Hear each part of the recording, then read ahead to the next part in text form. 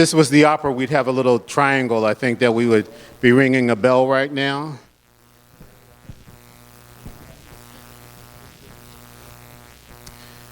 So I'm Thaddeus Cohen. I'm the department head for growth management, and I want to welcome you all here. We had a very interesting commission meeting in which our featured speaker was able to give us a glimpse as to how development in Collier County could be thought about. And I'm going to create a ground rule for when he leaves. So it's not going to be part of today's conversation, but in the wake of his conversation, when he stirs all of your inner thoughts about what Collier County can be and how we should think about it, that the role, I think, for me as a department head, working with Jamie and Mike and, oh, where's Chris? If you can stand up, Chris, his last day is Friday.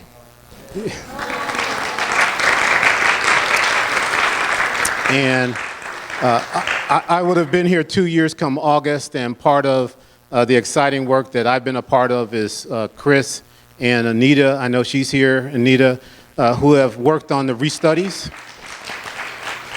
It's a very challenging process of being able to be innovative, to be able to work within a structure, and to be able to find consensus. So we're still working our way through that process. And I think what you're going to hear today is another grain in the sand of the beaches that we're thinking about how Collier County can grow and develop. And I get excited when people talk about urban things. I'm a city person by nature. So I think that it's a great opportunity for us to kind of listen and hear what other development opportunities can be, but most importantly, the fact that there's data and finances associated with it. Because I'm an architect by trade, and you know that one of the problems we have is y'all don't do anything and think about how much it's going to cost. You just have pie in the sky ideas, but what is it going to cost? And I think some of the work that you're going to hear today from Joe Minicozy, I think, speaks to the issue of cost. I don't have my glasses on and my arms aren't long enough. So what I will say about Joe is that he's a graduate from the University of Miami. He's got a master's degree in urban design from Harvard. He was a contemporary of mine down over in the East Coast. He was in West Palm Beach. I was down in Delray, so kind of Palm Beach County, so we kind of circulated in some of the same circles, thinking about how communities grow and develop. He was smart. He went off to Asheville, North Carolina, where it's a little bit cooler, where he's been able to do his trade, and now he's known nationally for being able to take some of these data points and have conversations with communities about how they grow and develop. So with that, I'm going to introduce Joe and have him work through how it is that we can think about our communities. But before I do that, I do have my handwritten note. I want to thank Blue Zones for this project, and the sponsor is NCH. I don't know if anyone from NCH is here, but we want to thank you for being able to help us put this together. And Jessica's been our point of contact, if she can wave. Well, she's sitting in the back.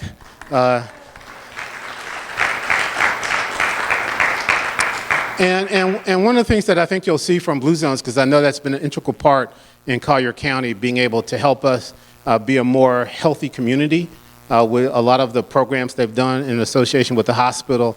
We're also taking a look at how we might be able to transfer a lot of that work that they're doing to the Golden Gate City area and Golden Gate Parkway, which is what Anita's been working on, to see how we can take some of the principles that have been discussed and be able to move those to actuality. So I think, again, we have an exciting opportunity to go from just planning and thinking to actually creating a framework, and then hopefully in the future being able to have projects out there as well.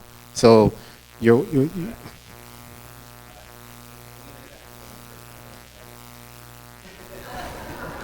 okay.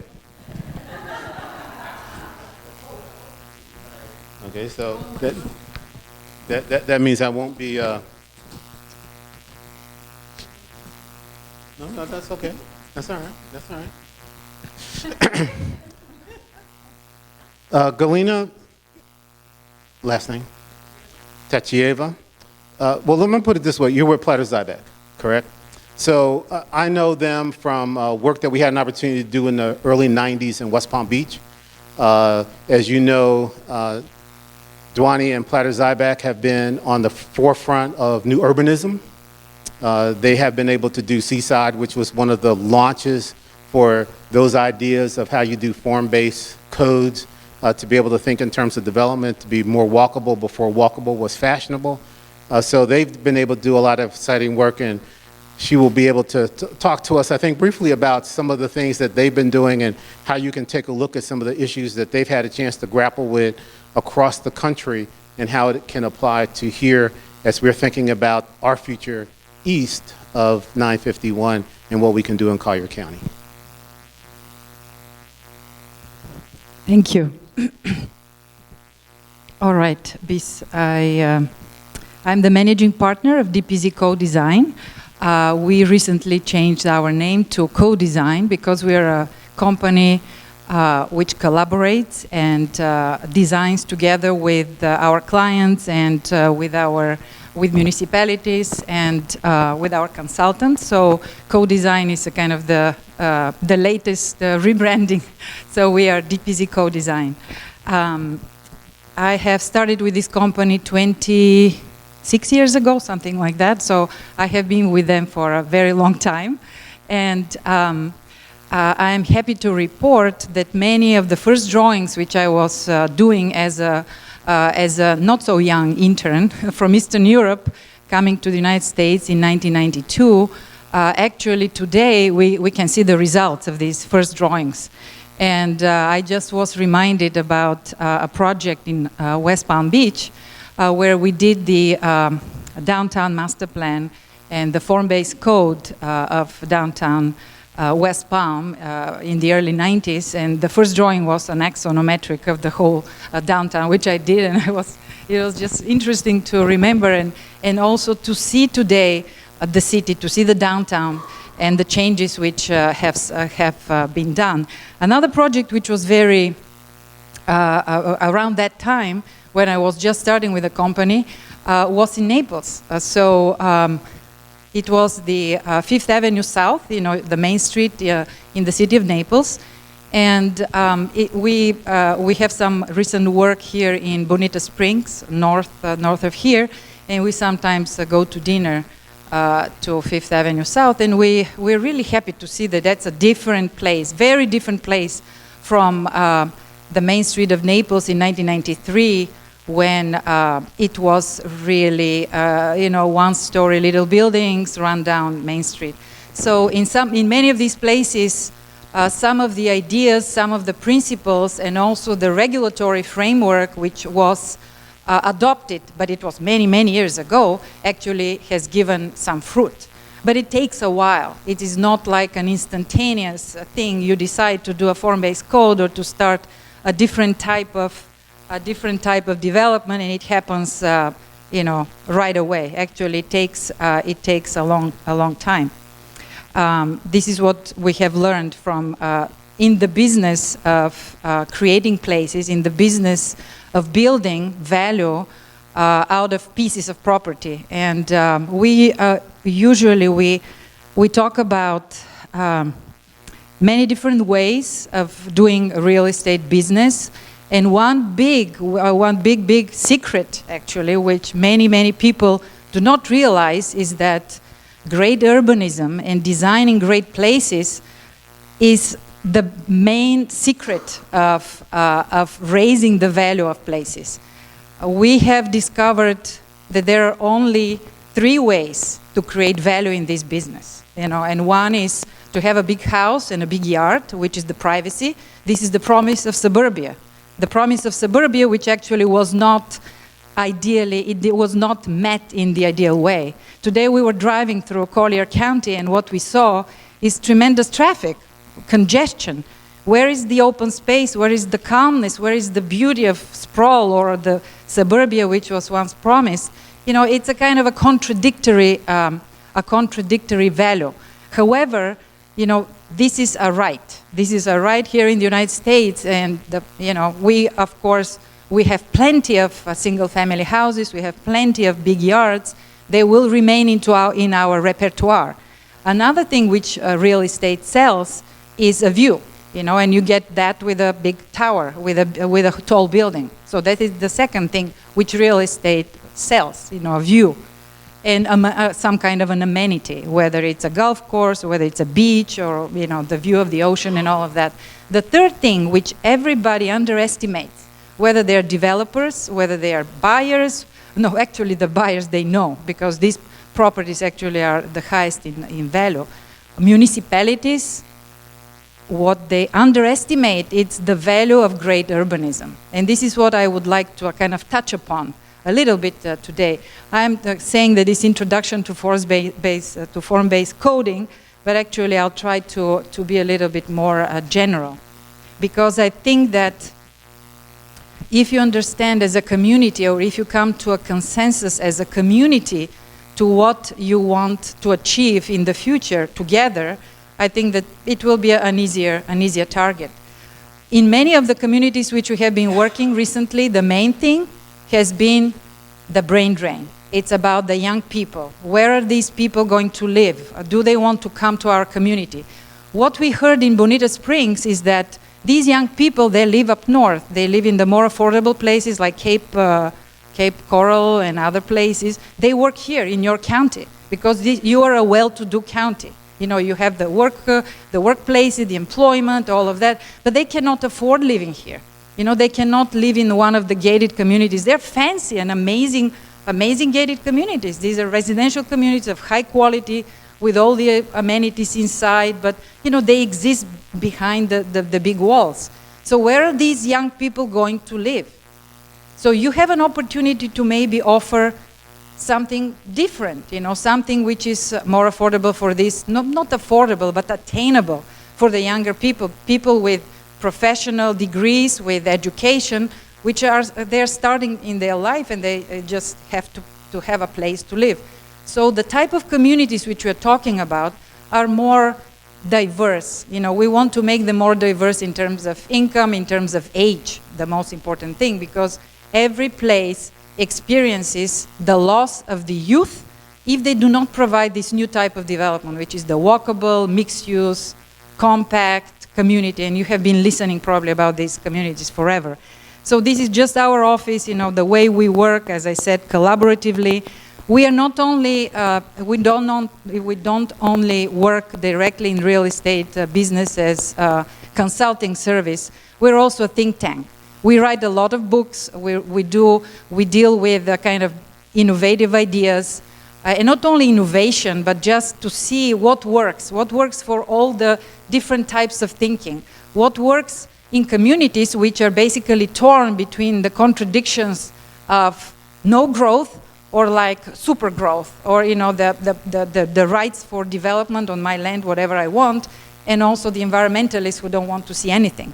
Is there a way to actually accommodate this type of development into something good which will accommodate the next generation?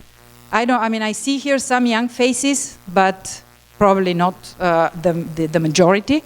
But we need the young people to be in our communities. We want the young people to be retained because they are the future. I mean, this is as simple as it is. And what we can offer is a kind of framework and tools and mechanisms and ideas how to create this type of communities. This is a book which I wrote about 10 years ago. It is called The SPRAWL Repair Manual. It was predicting what has been happening. Actually, it wasn't predicting. It was already happening even 10 years ago. The collapse of sprawl, the collapse of the single-use, auto-centric communities, which can be, you know, just either bedroom communities or shopping centers or malls and all of that. You have been reading probably almost every day in the media how, you know, all these sprawl type of developments are collapsing one after the next. There was a huge crisis in the retail industry, and some of these places have to be retrofitted. You know, they have to be redone. You know, they have been killing each other. You know, one mall is built, the next, the better one, you know, everybody moves there. The old mall is dead and all of that. So this book gives a kind of a set of steps, practical steps, how to retrofit these types of developments. And this is not only theory. This is derived from the practice of our office for more than 30 years. Today, actually, the choices which stand before every community are only two. There are no other choices. You know, and that's, if a community understands this, then it's a kind of easier to move forward as an overall vision. You know, it's either you choose sprawl, and you have been choosing it for many years. If you're happy with what you have, you keep on going. Nobody's going to stop you. As a community, as your leaders, as developers, as environmentalists, you can keep on doing what you're doing. If you think it's fine. If it's great, go on with with what you have been doing. The other way is to do the good urbanism. And the good urbanism is just like human scale, normal development, which we have been doing as a humankind, as an American society for, hundreds and thousands of years. We go to places where you can walk on the street, where you can go to the restaurant, and all of these things. Here in Collier County, you have great examples of this. These are little spots, little spots of that. One is Naples, which I mentioned. You have fabric because you have historic fabric there. And we helped a little bit with the main street, but the bones were there. Now we're helping Bonita Springs. I mean, it's not in Collier, but they have a little piece in Collier County. In their downtown, we're putting a downtown a form-based code, but they have the downtown is walkable. It's like gone. It's gone to the whatever it is, to the wolves, I guess, because all the development went into the shopping centers and in the sprawl type development. But they're getting to this kind of thinking about walkability there as well. And you have, of course, the Mercato. The Mercato is a tiny little, it's like a 5-minute walking distance, a little piece of urbanism, in the mostly sprawly area, where you have people go there because it's a main street, and there are people living and people working, and there are restaurants and there are shops. Everything is mixed. So this is like the little piece, which can be a little larger, it can be a whole community. You have also Ave Maria, which it has a kind of the structure of a new town. It maybe has some flaws and all of that. But I mean, you have already some examples. If you feel like you don't have the great examples which you need, you go and travel a little bit. You see the world, you see the country, the rest of the country, and what is happening out there. So you see, this is your county. I don't know anything, almost nothing about Collier. I don't want to pretend that I know your problems. I will talk about kind of bigger picture. I know that you have gone through a lot of stuff, public charrettes, a lot of studies, a lot of thinking, a lot of that you have gone. What you haven't done is like build great example of this urbanism which I'm talking about, which actually is a win-win situation for everybody. It's a win-win for the young generation. It's a win-win for the private property, owners who actually they want to make a profit. They want to be successful in their business. And we work with private developers, forever, for many, many years. These people in the beginning of the 20th century were called town founders. Today they are looked at like some, they're like, oh my God, they're coming and developing. We don't want them. We don't want them because it has been sprawl, what has been happening. We have forgotten our way of building hamlets, villages, towns, the traditional way of developing our places.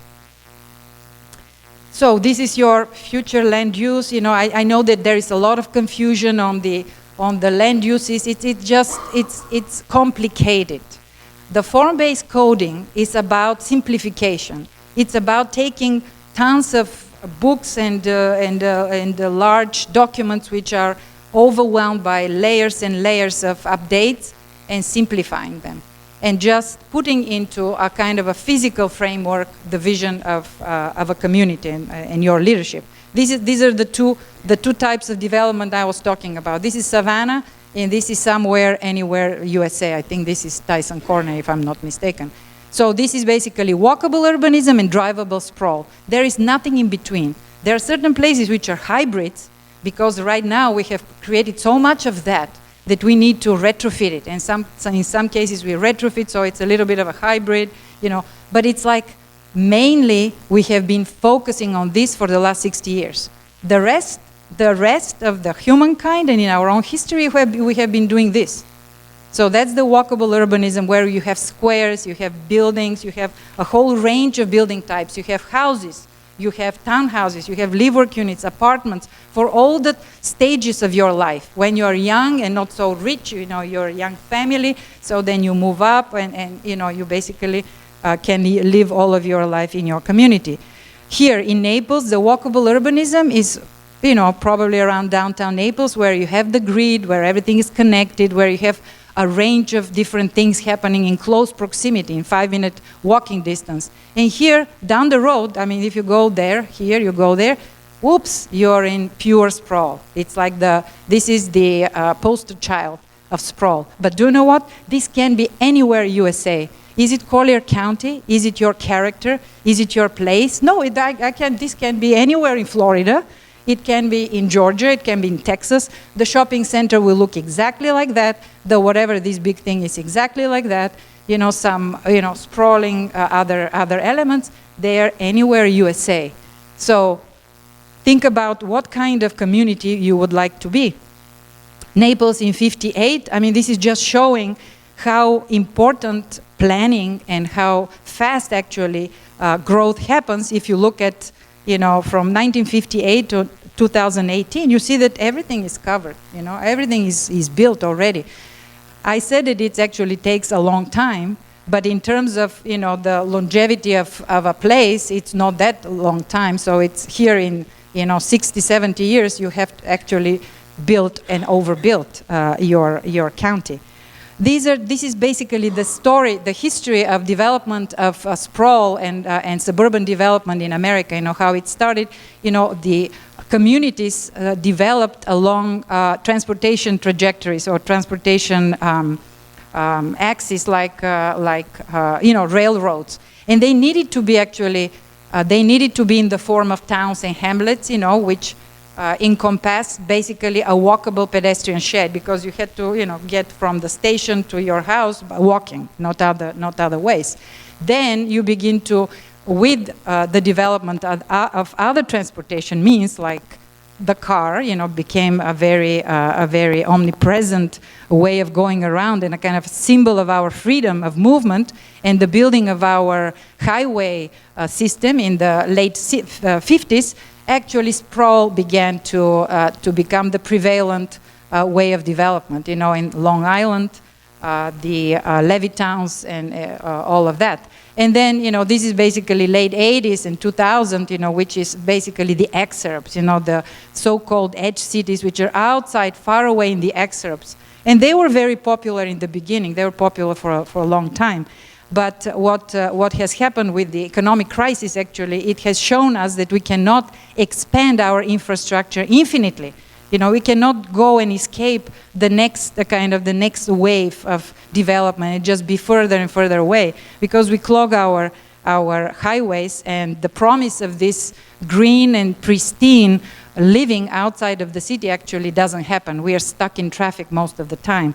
And this is just a drawing, you know, with a lot of green, showing how you know, the natural development of communities with the hamlets and the big central city, and then how it begins to modify and to grow and to morph into a sprawling community. This is just a kind of a diagram or a cartoon showing the way it should be, you know, the town, and then you have green, you have some of your cypress, you know, the cypress environmental area, you know, preserved in between, and then you focus human life in very well-defined walkable places with centers and edge. And then in suburbia or in sprawl, actually this distinction between countryside and town disappears. It becomes basically everything is mixed. You know, you are in pristine land and all of a sudden a shopping center with a huge parking lot. So it's a kind of mixing of terminology, mixing of philosophy, mixing of everything to really not the most efficient and economically feasible way of development, which Joe, of course, will elaborate further. And you can see here, you know, this is like a traditional neighborhood with the shops here, the working place, the home, the school. Of course, this is an idealized version. You know, this is one neighborhood which ideally should have some work space and should have shops and all of these things. And you are basically, many of your trips are captured inside. Even if you have to take, if you live here and you want to take your kids to school, you're within your neighborhood.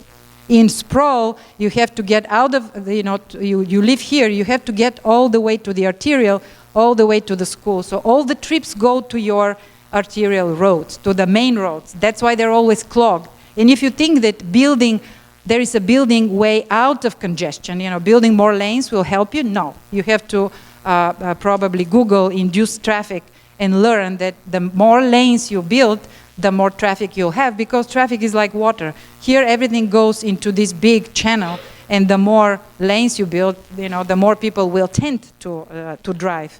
You don't have the network, which is basically creates multiple redundant ways and choices for people to move around. This is what you got. This is what we get with sprawl. The big arterials, here the cul-de-sacs, all this disconnected dendritic, we call dendritic system of local roads and collectors, and this is what we get at the end. Well, this may be somewhere in China or somewhere, but they have the same. They inherited our ways. They thought that they have to follow our example of building, and now they're clogging in traffic. And this is actually a model which was exported around the world. I just came back from Europe, from Eastern Europe, where I'm from. They're doing the same thing. They're building shopping centers. They're building malls. They're building gated communities. They think that they're discovered, the wheel. And I told them, wait a minute, this is old news. America is already looking at something else. So just don't repeat the mistakes of the past, and just go to the next level, which is returning to the walkable mixed-use communities.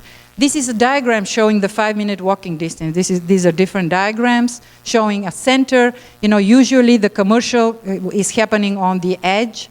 If you want to have a big parking lot on the corner, that's not impossible. If these are big arterials, the commercial can happen here, but the walkable street and the internal network is intact. There is a school, there is a library, there is a square. And this is a diagram which you can actually notice in many of our traditional towns.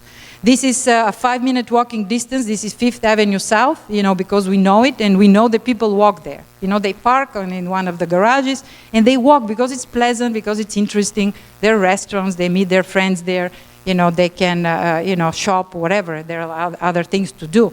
And then this is 5-minute walk in, somewhere, airport, Pulling Road, whatever, but that's a kind of a randomly chosen 5-minute walking distance in the sprawling area. Is it going to be a pleasant walk? Is somebody going to walk there? Of course not. I mean, somebody, if you walk there, somebody will stop and say, can I help you? What's wrong with you? You're walking. Yeah, so, and then another, this one is Naples Park Community.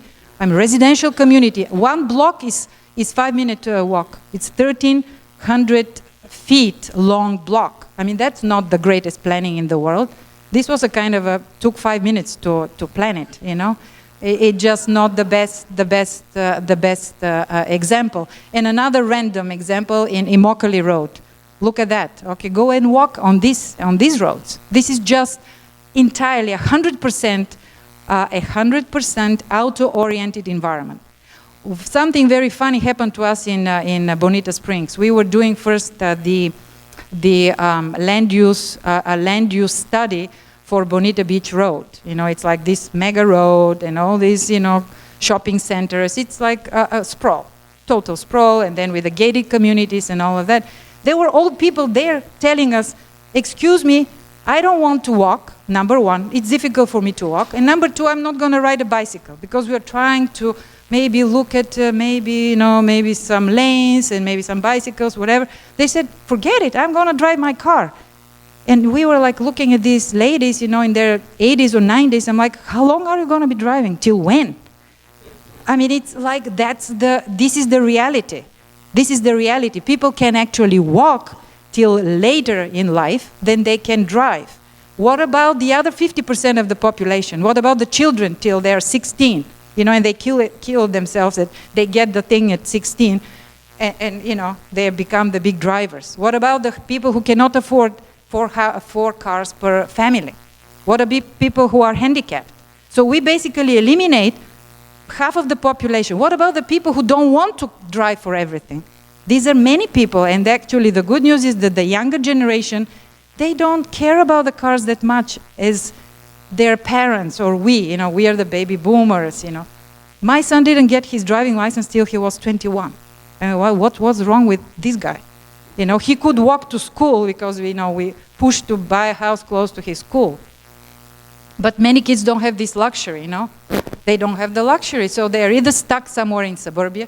They're not interested in these types of things, you know. They prefer to be in public transportation. They prefer to be communicating with their friends. You know, the cars and the car-centric environment does not apply or does not respond to the next generation. So if you want to build for the next century, you want to be Collier County 21, you know, 21st century, because you're not. You're totally in 20th century. You haven't gotten into the 21st century. You have to think about your youth. Oh, and then here, the good example, look at this. This is a tiny, tiny little piece of urbanism, which when we went there, we were like, wow, people are having good time here. They have a small square, which is a street, and then they have like a setback, which is their square with a beautiful tree. And it's like a magic.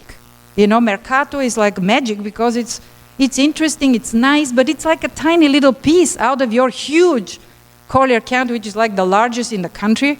You know, Joe is showing it like it's like a state or something, one of the states. And you have this piece of urbanism in it. Congratulations. It's really sad. But you have lots of those. These are, you know, these are malls. These are these monsters. They're basically megastructures which have lived their life, and now it's over with them. These guys, I mean, we have been working for Simon Property Group. Guess what they're building? They're retrofitting and infilling. What was their project right there? Coconut Point. Do you know Coconut Point? It's a former mall of Simon. They are retrofitting it as a mixed-use community. Simon, the mall, the largest builder of malls in America. So they know the trend. The trend is towards mixed-use community. It's not that. This is for sure. Okay, this is kind of the attempt in Ave Maria to do a center and to have blocks and everything. You know, there are many things which we can talk about, what's wrong there, or what could be better. It was like an attempt to do a whole town. But I think that they were not serious enough about the 5-minute walking distance, about the neighborhoods. You know, you need a neighborhood structure, which is basically 5-minute walking distance. And here they have 5-minute walking distance in one block. So again, they stretched the human scale a little bit too much. They made it a little bit too much car-centric. And this is Golden Gate, which is, you know, a whole different story. Okay, introduction to form-based codes. This is what I wanted to talk about is all of this has a reason, and the reasons are many. It's not any evil, you know, forces or whatever. They're like logical reasons why this happened. You know, but the most important actually reason and why we're still in the grip of this type of development are our laws, our zoning codes. This is a conventional land use code, and this is form-based thinking or code. You know, these are big pods, townhouses, houses, whatever these big blobs are. And they're very specific, you know, and they're land use based. You know, the Euclidean type of zoning. And it started because people were, you know, leaving the dangerous and the industrially polluted cities of the past, you know, of the 19th century. But this is not the case anymore. We have clean industries, everybody's on their computers, they work from home, all of this. So we don't need this separation of uses. We don't need the sleeping and the shopping and the working to be separate. That's a kind of the thinking of the 20th century, and we basically have to move on.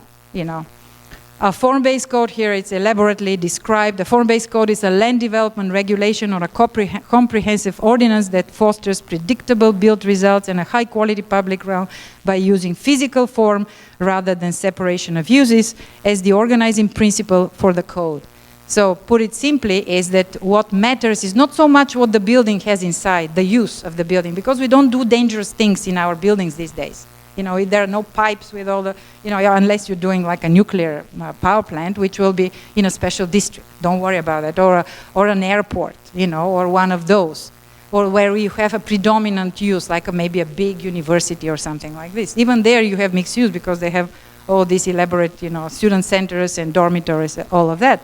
But we are not so interested in the use itself, but how the building creates the public realm, how it makes the place walkable in human scale and like pleasant, you know, just humane. I read this amazing thought by Jan Gehl, who is a famous planner from Copenhagen. And you say, oh yeah, all these European planners, whatever. But he said something amazing. You do something sweet for the people, and that's great business. And he meant sweet for the people, it's just something nice, so they feel good on a main street, or you know, they can ride their bicycle, or the mother can go with with the stroller, and a family can walk. So you do something nice, sweet for the people, and it pays back, because these are the highest, the places with the highest value.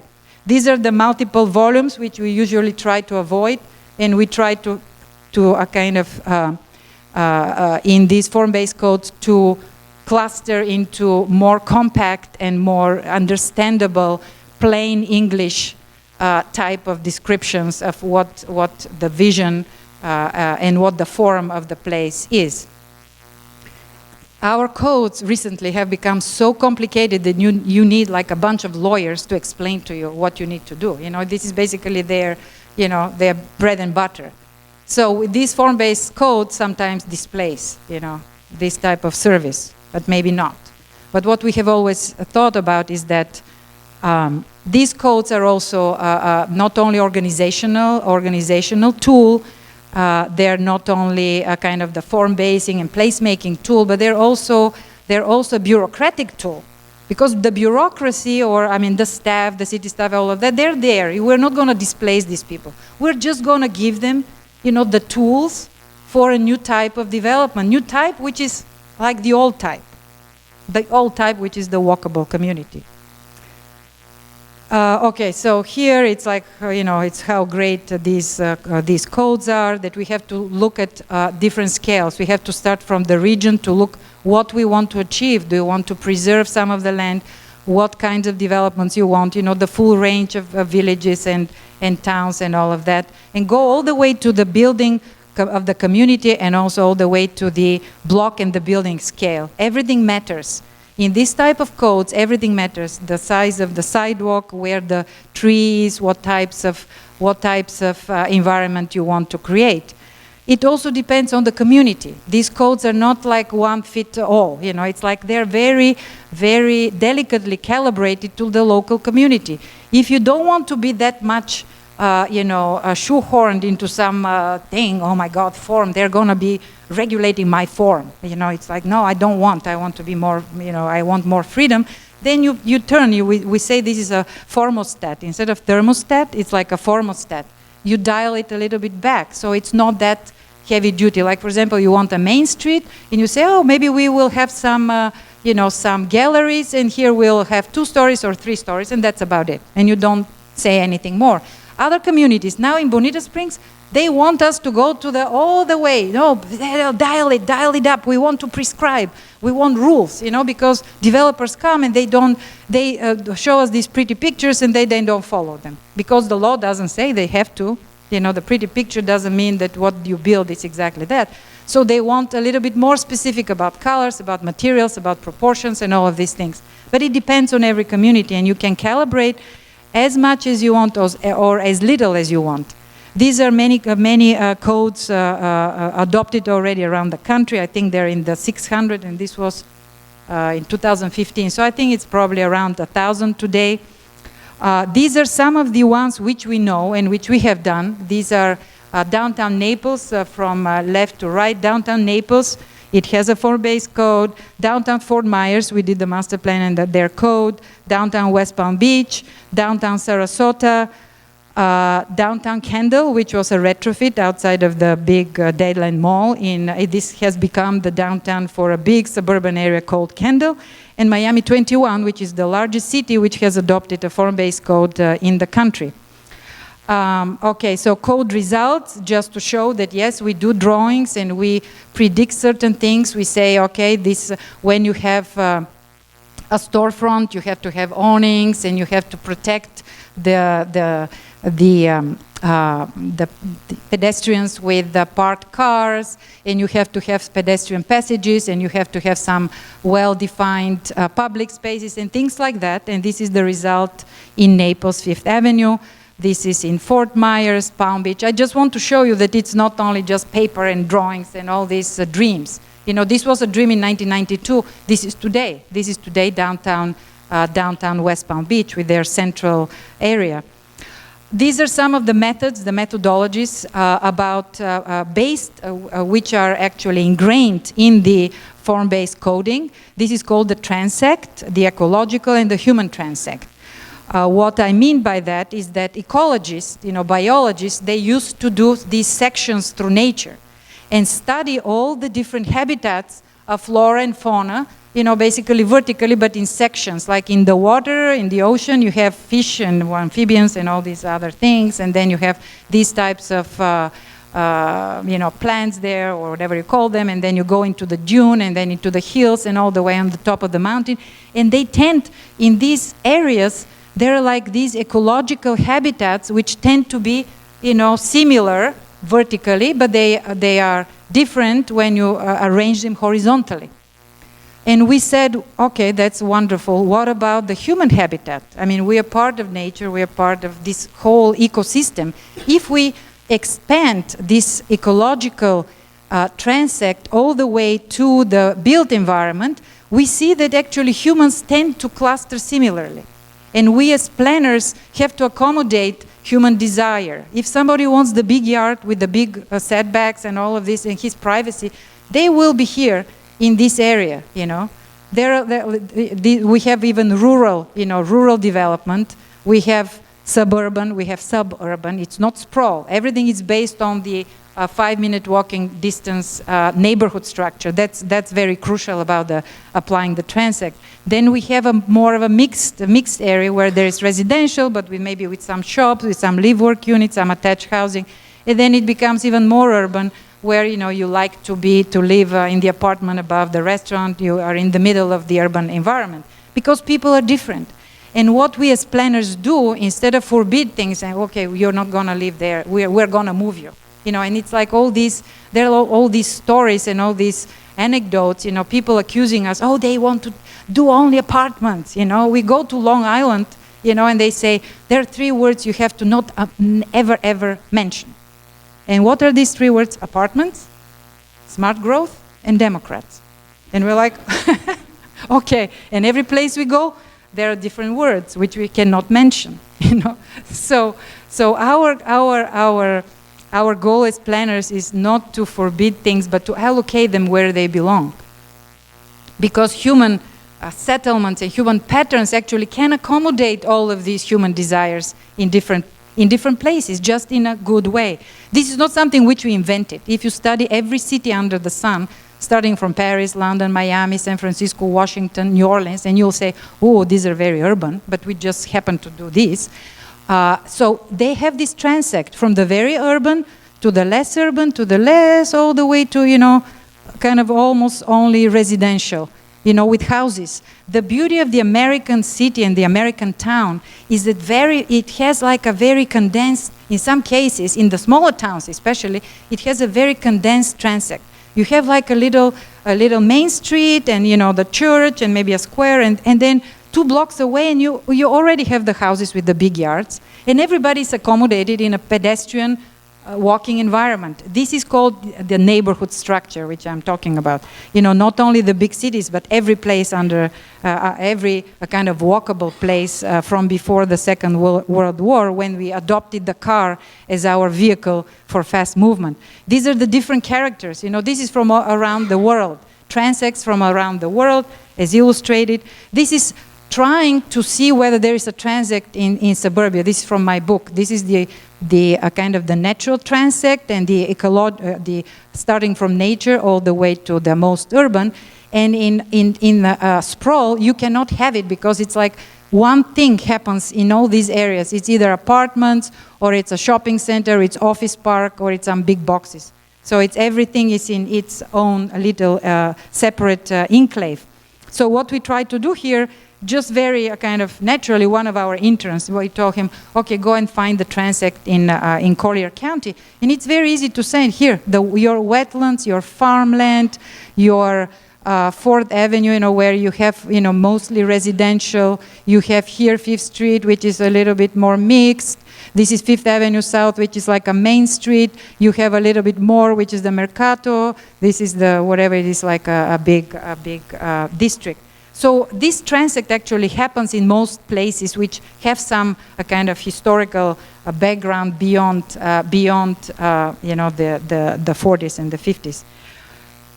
Okay, these are the steps. This is going into the more mechanics of how you create a form-based code, the different steps, how you actually have to approach a city as the ecologist approached the ecological section. We basically derive the so-called dissect and quadrat, and we learn about the place. And as I said, you have to either look at your own place for inspirations, and you say, do you know what? I love the Mercato. I want here this town to be with like a Mercato, a little bit of 5th Avenue, whatever else you like. I don't know all of your best places. This is just from Google what we could find. This is the synoptic survey which we did in for Bonita Springs. And they had some things which they liked, and they had some things which they didn't like. So we had to go to more general places. We went to, let's say where we went, I don't remember anymore, but this is a project of ours in the Carolinas showing small apartment buildings which are 2 and 3 stories, and they look like big mansions, but they're apartments or condominiums for young people. And they're not scary. They just look like beautiful houses and things like that, or like attached buildings which they didn't find in their own repertoire. This is what we did looking at 5-minute walking. Okay, this doesn't work anymore, but 5-minute walking distance type of neighborhoods in the, well, I don't know where to press this, but, here it is. At important intersections, this is Bonita Beach Road, and these are the important north-south connectors, and this is where they have to focus on potential form-based coding, but they were kind of in a hurry, and they want to adopt the form-based code in their downtown, not along Bonita Beach Road. And how the different characters, you can see different things are happening at this intersection, but they have a mixed use and compact structure on a walkable basis. This is there. To the left is the existing zoning categories, and then what we are proposing. They have many categories, like tons of little, basically they had almost like spot zoning. Oh, here we'll have the hotel, here we'll have this will be like that, So we said, do you know what, we need to basically to group some of your uses, land uses, in larger areas, or we call them TRANSECT zones. And these TRANSECT zones, inside of these TRANSECT zones, you have like a range of building types. It's not like the big blobs, which I showed you in the beginning with the big, a kind of the land use focus code. But within each of these TRANSECT zones, you can have houses and townhouses and live-work units, maybe small apartment buildings, and they behave in similar way here in the T4 zone. In the T5, they behave a little bit more urbanistically, and of course, along the main drag, the main street is the most urban. So these are the details in Bonita Springs. They're looking also at frontage studies, how to basically look at successional growth. This is a typical suburban condition with a big box and some out parcels with drive-throughs and all of that, and how with the help of form-based thinking, you can begin creating a common realm, a kind of, everybody can actually build more infill, build up, to have a common drive in the front, to begin to feel as a kind of a more walkable, pedestrian-friendly community. You can see here they're looking at this type of character, a small town from South Florida. These are some examples from around the country at the regional scale. The first one is in Walton County. I'll show you some examples. Miami-Dade County, Hillsborough County. I mean, we have examples from around the United States. You have to look at the big picture, starting with what kind of patterns you would like, and then go to the form-based zoning overlaid on top of a neighborhood structure. This one actually shows quite sequentially how you start from a large region and you go and you begin to identify your environmental constraints. You can see here, these are the waterways. You identify the existing zoning, which is, you see all these colors, you know, and we just cluster them in much less TRANSECT zones. Here your open space sectors, where the preservation of open space, some reserved open spaces, restricted growth sector, where you don't want a development to happen. And here, in this place, is basically your controlled and intended growth sectors, where it makes sense to create more intense urban conditions, to prioritize basically these intended growth sectors for development. And also, you know, you can work with transfer of development rights. You know, the people who own land in the other areas, they can transfer their development rights into these sectors. And how you actually, at the end, you overlay the finalized proposed sector map. But it doesn't end there. You know, these targets and these, all of these looking like targets are, you know, there is a form coming with them, which is based on the 5-minute pedestrian shed. And they look like this. So you can see that all of them are connected. It's not this dendritic, very limited and connect. Okay, I'm gonna, it's like 2 more minutes. Yes, I saw the, thank you. These are basically the communities which are on a connected and gridded network, which is basically to ensure that there is more one-way between the places. And then you go to a very detailed master planning of this, of what you want to achieve. This is the 5-minute walk and then the 10-minute walk. 10-minute walk we can actually allow when you have the potential for a future transportation, public transportation. And then you see here, these are the colors of the TRANSECT. So you can see that you have more intense area, less intense area. You know, you have the residential and all the big lots and the big houses, they're here very close to the natural preserve. So basically within this neighborhood, you show the full range of human desires. This is the Northwest Hillsborough County, the same approach we applied there, some of the tools used in this area.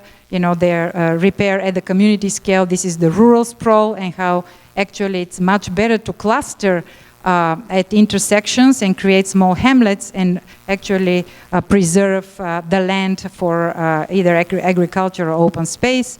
How you retrofit shopping center intersections into real places with squares and with mixed-use development between the big boxes, actually keeping some of the boxes and creating a viable, walkable urban fabric. We currently are working on Orange County, Florida, which is similar, large and very sprawling county outside of Orlando. And with very similar approaches, they came up with several basically patterns of development, which are medium intensity neighborhoods. There is a high intensity neighborhood. These are pages from their form-based code, nothing scary. You know, talking about, as I said, you know, starting from the pattern of development, going all the way down to signage and awnings and just the things which make sense for residential and mixed-use communities. This is Walton County, which, you know, it's Seaside was mentioned earlier, which is, we did a Walton County regional plan, which a kind of recorded the kind of the future or created the kind of the step-by-step development for the whole county. Seaside, this is a very successful community. Each year, actually, this community has performed between 25 and 40% in increase of real estate value straight for 30 years already, so it has proven its value. These are other communities, ALYS Beach, Rosemary Beach, Seacrest.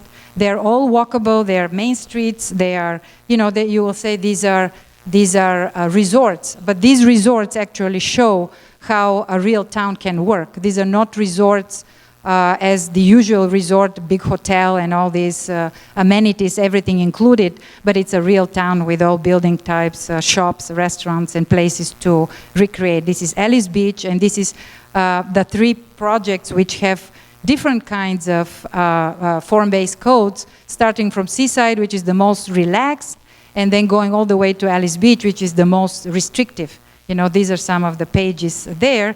And I want to conclude with this value creation page because I talked about how great urbanism creates great value, and wanted to show you some of the numbers, and probably it's difficult to see. And this is not a great pride of ours because we are being criticized. Oh, you create all of these and they get, this is what, 700 per square foot. You know, it's like, what is that? I mean, we can do that. You know, this is very expensive and all of that. These places are in such high demand because there are not enough of those. And it's not rocket science to do them because we have been doing this for many, many years. And we have to relearn how to do them for the next generation. Thank you.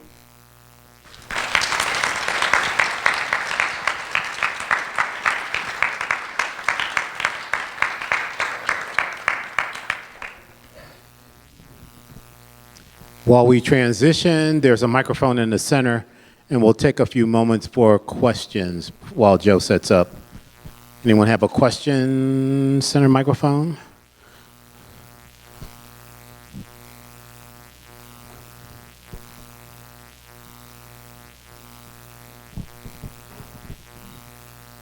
I feel like an auctioneer, so going once, going twice.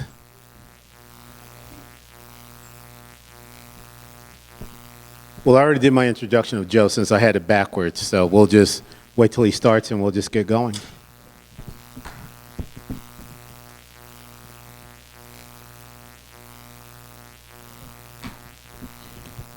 Thank you. Hopefully this will wake up. Searching. How many of y'all were at the presentation this morning? There's a couple, about a dozen. And who saw me last year when I think I was here, what, a year ago or so? Okay. I'll try to not repeat too much. And if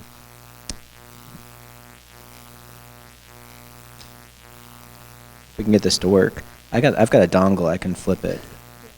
Want to try that? Yeah, let's try this. Sorry. I'm just going to jam it. You mess with that, I'll go get the...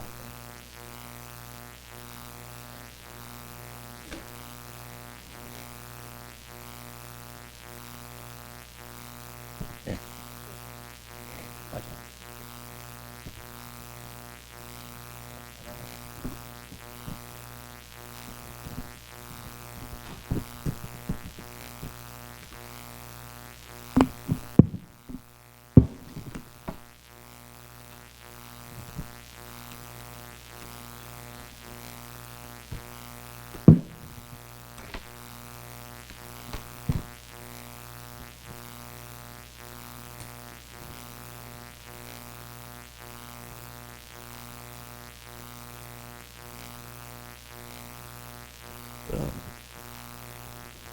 All right.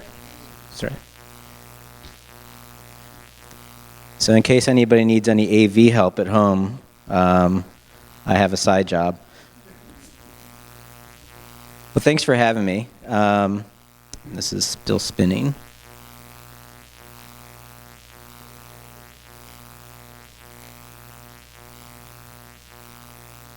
Okay. I really wanted to think about it. So my name's Joe Minicozy. I'm from Asheville, North Carolina, and our company focuses on the practice of urban economics to analyze city design.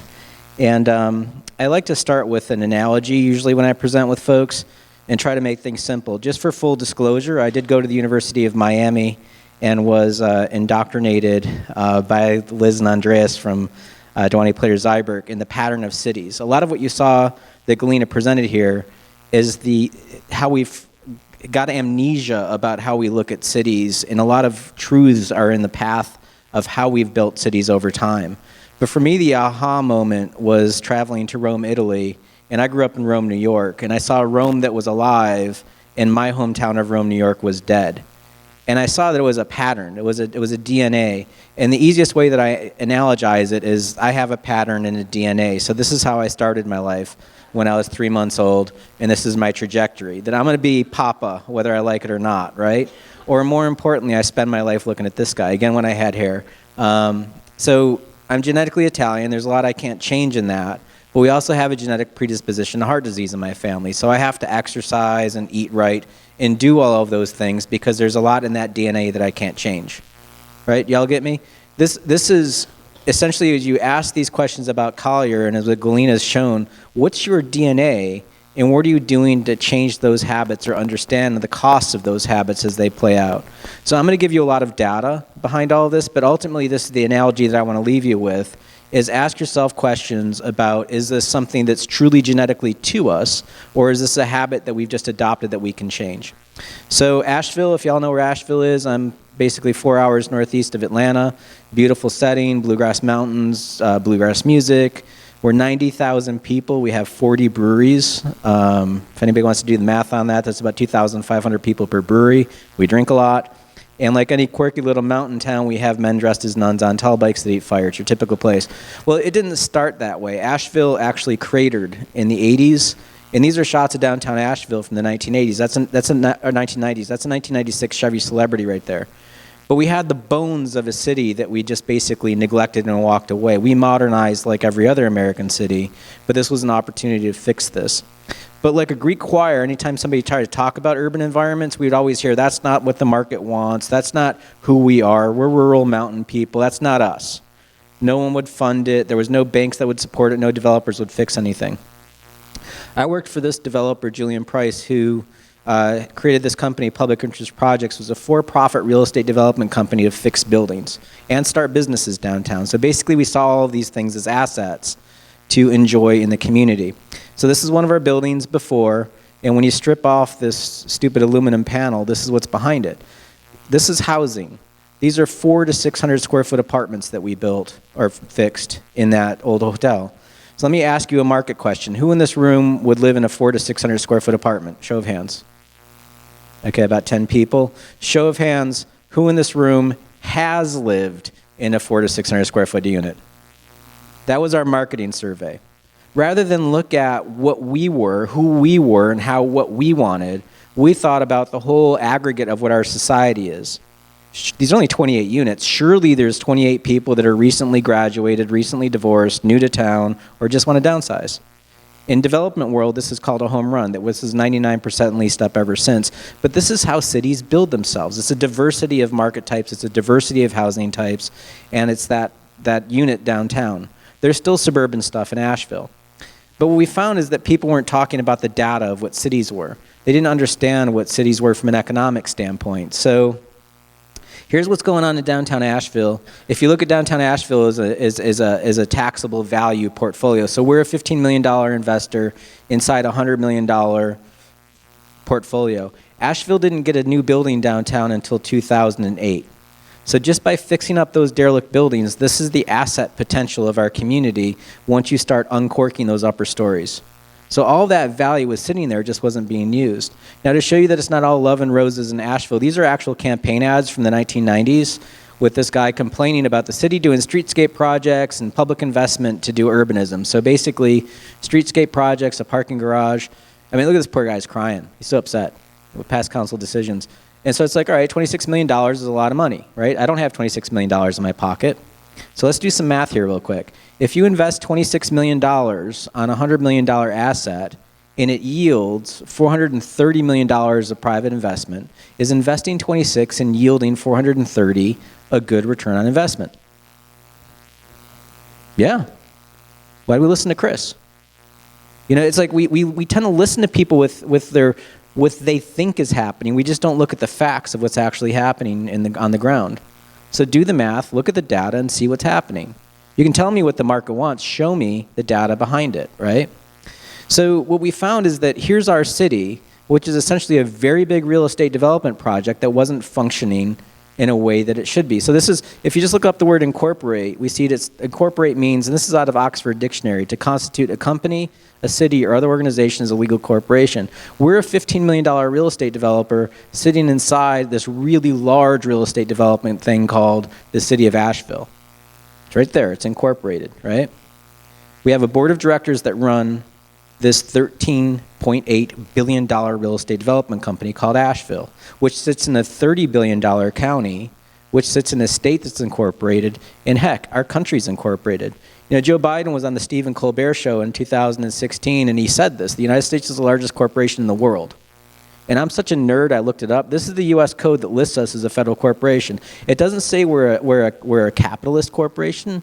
We are a social corporation. We're all in this together as shareholders, right? So why aren't we looking at the function of the capital, of how it operates in my community?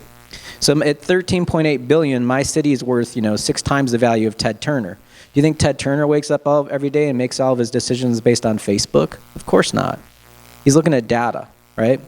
So if we look at buildings like a product, like a crop on the real estate, this is a farm. When a farmer looks at tilling the soil, the farmer's doing an economic study of what that crop yield is per acre, the water per acre, all of that stuff, right? So let's look at one of our buildings. So here we are. We renovated this building and put in retail, office, and residential in this old derelict building. This is the streetscape project. So thank you, city, for the garbage can, the bike rack, 2 benches, and a street tree. Thank you, city, for that subsidy at our front door.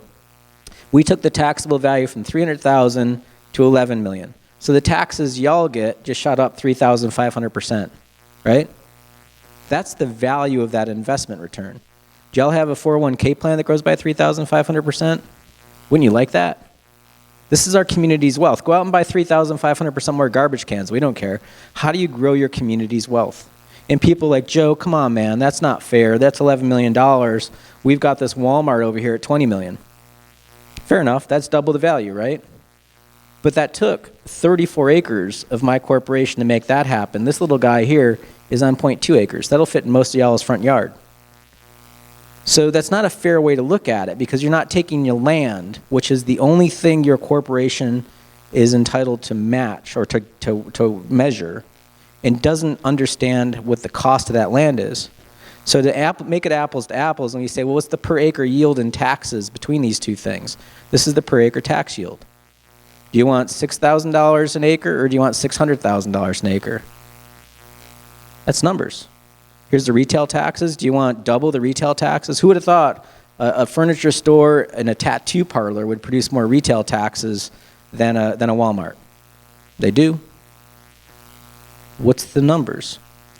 Residential, we got 90 units of residential per acre versus 0. Could y'all imagine if I showed up with a 90 unit an acre building in your town? Like, what train would you run me out of town on? But is that bad? We have to get past numbers and what we think we see the value in and see the real data behind it. Jobs. We got more jobs in our building. Who would have thought that this building is so much more productive than that Walmart? This is how we measure this stuff. Now, this isn't rocket science, and some of you all might be thinking, Joe, what's your problem? Why do you hate Walmart? Like, somebody said this to me today. They thought I had a problem with Walmart. I'm like, you're totally missing the point. This isn't about Walmart. This is about understanding the economics of your decisions. So just to show you, I presented at the International Association of Tax Assessing Officers Conference, which makes a planning conference feel like Burning Man by comparison. This is the squarest conference ever. Could y'all imagine is there an assessor in the room? Could y'all imagine hanging out with 3,000 assessors? Now, they're awesome people, but it's not the most dynamic crowd on the planet. But this guy, who's the head of Walmart's property tax division, was doing a presentation at 8 in the morning on how cheap Walmarts are. I'm in the back of the room watching this all go down. I'm like, this is brilliant, right? Think about this. All the assessors care about is value. They're agnostic. If it's a cheap throwaway building, it's a cheap throwaway building. And this guy was going through spreadsheet after spreadsheet on how crappy his buildings are. Now, I'm trained as an architect. I'm having a coronary. I'm like, how is this guy getting away with this? So I went up to the microphone, but it's actually brilliant. Think about how efficient that is. One meeting getting all of your property tax bills lowered in one meeting. So I went up to the microphone and I asked him, I said, Mr. Terrell, what's the useful life of one of your buildings? And he immediately shot back, 15 years. We design that building on a depreciable basis, depreciate it down to nothing, build another one, we'll depreciate it down again. We don't care about the buildings. The buildings are throwaway. From the mouth of babes, right? Don't hate the player, hate the game. If you have a property tax system based on value, there's a perverse incentive to build junk in your community, period. That's it. That manipulates the market, right? Or if that's cool with y'all, if you're all right with a 15-year investment, that's the life cycle of a cat. Is that good enough for you? Awesome. I don't care. It's your community, but do the numbers, right? We lease more in the passing of a cat. We don't really like have a funeral when the Walmart goes. But I want you to know this is really simple economics. There's a history of that we used to do this stuff. This isn't scary math that I'm doing here. It's really simple economic analysis. I'm trained as an architect. I don't have a finance degree. So when we look at cars, could y'all imagine if I was like, hey, I got a Ford Lariat that gets 650 miles per tank. It's the best thing on this page. You guys would laugh at me. You're like, come on, man. It's got a big tank, right? Of course it's going to get a lot of miles. So rather than total miles per tank, we say miles per gallon. Joe, that's how we measure efficiency, right? Miles per gallon, the numbers change. And we should all be driving BMW Asettas at 70 miles per gallon. Sorry to your Prius owners, that's more efficient, right? It's also very dangerous. If you have a head-on on this thing, you're stuck. But, you know, we do this, we understand this. And in fact, actually, this is a great document from 1931 on developing small houses. And in it, there's this table, and sure enough, there's value per acre. Like, we used to do this as a common metric of doing our communities. How did we lose this pattern of understanding our own math? So if we can do that economics, if I can, like, this is a brain scan, an MRI. I can show you what's going on with your brain stem. This is like why we breathe and all this stuff. And this is your creative thought process in your head. I have technology that I can do that. Can I do an economic MRI with your whole entire community? Can I get you to see the data? So this is my city, Western North Carolina, Asheville. This is the way people typically look at real estate. So I have non-taxable. This is Mount Mitchell. This is Mount Pisgah. These are two huge parks. Not taxable. I don't care about it. Doesn't give me money, right? Let's just be crude about it. And then I have low value in green, high value in purple. This is low value. This is high value. This is the Biltmore estate right here. This is America's largest house. So when Bill Cecil, owner of the Vanderbilt Mansion, shows up at a council meeting, we all genuflect and thank him for his time. His house is worth $100 million. But it's not fair because his house is 180,000 square feet. He's sitting on 2,000 acres of land. Of course it's going to be worth a lot of money, right? It's the biggest gas tank. So rather than total value, let's do value per acre, and the map changes. So same information, different data question, right? So I'll just show it to you in 3D. Y'all want to guess where downtown Asheville is? Boom. Right? So here's downtown Asheville. This is my entire county. I can also see my little sister of Black Mountain over here. This is a village of 11,000 people, and I can see its main street. This is like Baby Bear, and this is Mama Bear. The urban form is writ large in the economic data. We can see what's going on. So West Palm Beach, we did a project down there. This, you can tell where the ocean is. One of the things that's kind of wild, when we do analysis, we always tell people, don't believe your eyes until you see the data and understand what's going on, because you find stuff like this. This is in downtown West Palm Beach. This is on Main Street, and this is 2 blocks away. This is clearly a skyscraper. This clearly isn't. When people see our economics, they're like, you just want to see big buildings everywhere. I'm like, no, you're missing the point. I want you to see data. So this building is actually more productive at 10.5 million an acre versus this at 9.2 million an acre. You need less of this to equal that. So do the math and understand this stuff. So let's get into you guys. First of all, let's talk about Florida's tax system. We're just a bunch of dumb idiots from North Carolina. We're kind of a little bit crude. Our tax system is kind of simple. We have a market value, gets reduced to a taxable value, we times tax rate, and boom. Y'all get a little crazy. I don't know if you know much about your tax system, but you have a separation for commercial and residential. And oh, by the way, if you happen to rent, you're thrown into the commercial pile. But right out the door, your city millage rate is about 1.1 mils. If you're in Naples, your county millage rate is about 4, or let's call it 3.6 mils. So you're actually paying, if you live in Naples, you're paying about, let's call it 3 times to the county what you pay to the city. Which begs the question, are you getting 3 times the service? I don't know. That's a question for y'all if you live in Naples. But here's at the unincorporated area, you're paying 0.8 mils, a little bit less than a mil if you're living in the unincorporated area on top of your county rate. But let's just take a city person for a second. That's about 5 mils in taxes. So they're both paying the same millage rate. That seems fair. But then you look at right out the door, you get an exemption because you own a house. So the state of Florida gives an exemption because you're all residents. Now, who do you think the people that write the policies are? It's mostly driven by the voters, and the voters are all residents, right? So of course, we're going to give ourselves a discount for living in a house. Cool. But it was so awesome, you give yourself a second discount, so you get a second exemption. So that's $50,000 off that $100,000 value, right? What we're starting at, where the commercial stays at $100,000. So just so you know, you tax commercial property more than you tax residential property. That's a fact. And that's okay. This is just what your policies do, right? Now here's what's crazy. It's been a while since I've lived in Florida. I didn't realize this. But y'all give an additional $25,000 off the top if you're over 65. I didn't realize you were having a hard time getting retirees to come down here, but that's an awesome incentive. So it's just, this is part of the policy. Just be aware of that. That's going to drive consumer behavior, right?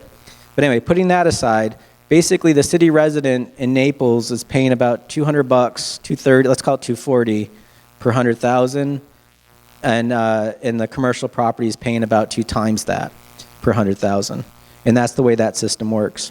Now, here's where it gets batty. Over the last 10 years, you all did the Save Our Homes Amendment, which on the surface sounds awesome. It basically restricts the growth of residential property to no more than CPI or 3%, which is our lower of the two, yet commercial property can inflate almost 3 times more at 10%. So as the market takes off, commercial property starts going up with the market and caps at 10%, and y'all keep housing at a lower level. So let's think about the ramifications of that, because usually 80% of every city is residential. So you're capping 80% of your supply at a lower growth rate. So Brevard County did this awesome chart. So here's what's going on in the market. So y'all remember the boom where the market kind of took off, right? That's when that policy was put in place, and then there's a collapse. Here's what's going on with your assessed value, right? So it climbs up, it deflates. Now, because you've got that restriction on it, it can only grow at 3% or CPI to recover, right? So it's growing a lot slower than the market forces. So let me ask you a question about affordability. As the market takes off, and this is what's going on in the real world, this is what's going on in your tax world, you're enjoying a slower tax growth, but the market costs are going up. The cost of concrete is following this, the cost of gas, the cost of labor, everything's going up, which means that your government can't afford the cost of its own services. You've restricted its growth. So just be mindful of that. Be mindful of these restrictions that constrict your economics. So basically, as the market goes up, you can't afford yourself at a government level. And that's a fact of running a municipality. And this is a restriction because of that policy. So from an economic standpoint, here's your county at total value, like miles per tank. Here's value per acre. So you see this shift from the highways and big parcels to the coast, which is, true to any kind of Florida development. Your edges are going to be more expensive because that's where the water is. And then as you spread out into the county, it's pretty much flattens. By the way, here's Ave Maria out here, and then this is Immokalee. So what was kind of stunning for us is your county is about 2,300 acres, or square miles, which I don't know what a square mile looks like, but that's big. To put it in perspective, this is Rhode Island. You're 2 Rhode Islands in land area. Did you all know that? You're basically about the size of Delaware. Now here's a question to ask yourself. Is from an urban design standpoint, what we've learned from Galena, there should be a pattern of cities and villages and all this stuff. How many villages do y'all have? Like real true villages, maybe 6 tops? Could you imagine the entire state of Delaware with only 6 communities in it? I mean, it's kind of mind-blowing, or you're basically half of Connecticut. You have to think of yourself at that scale to understand what your development pattern is, because what's happening is in between those 6 places, you're getting the netherworld of sprawl connecting everything. A true place isn't happening there. And we'll come back to that with the design of villages. But basically, there's an area of conservation that's off the table, so we're going to go ahead and cut that off for a second. This is basically what you're working with as a county, which is about the size of Rhode Island. And this is your city of Naples. What's kind of interesting here is, of course, yes, the beachfront is amazing, but check out what's going on 5th here.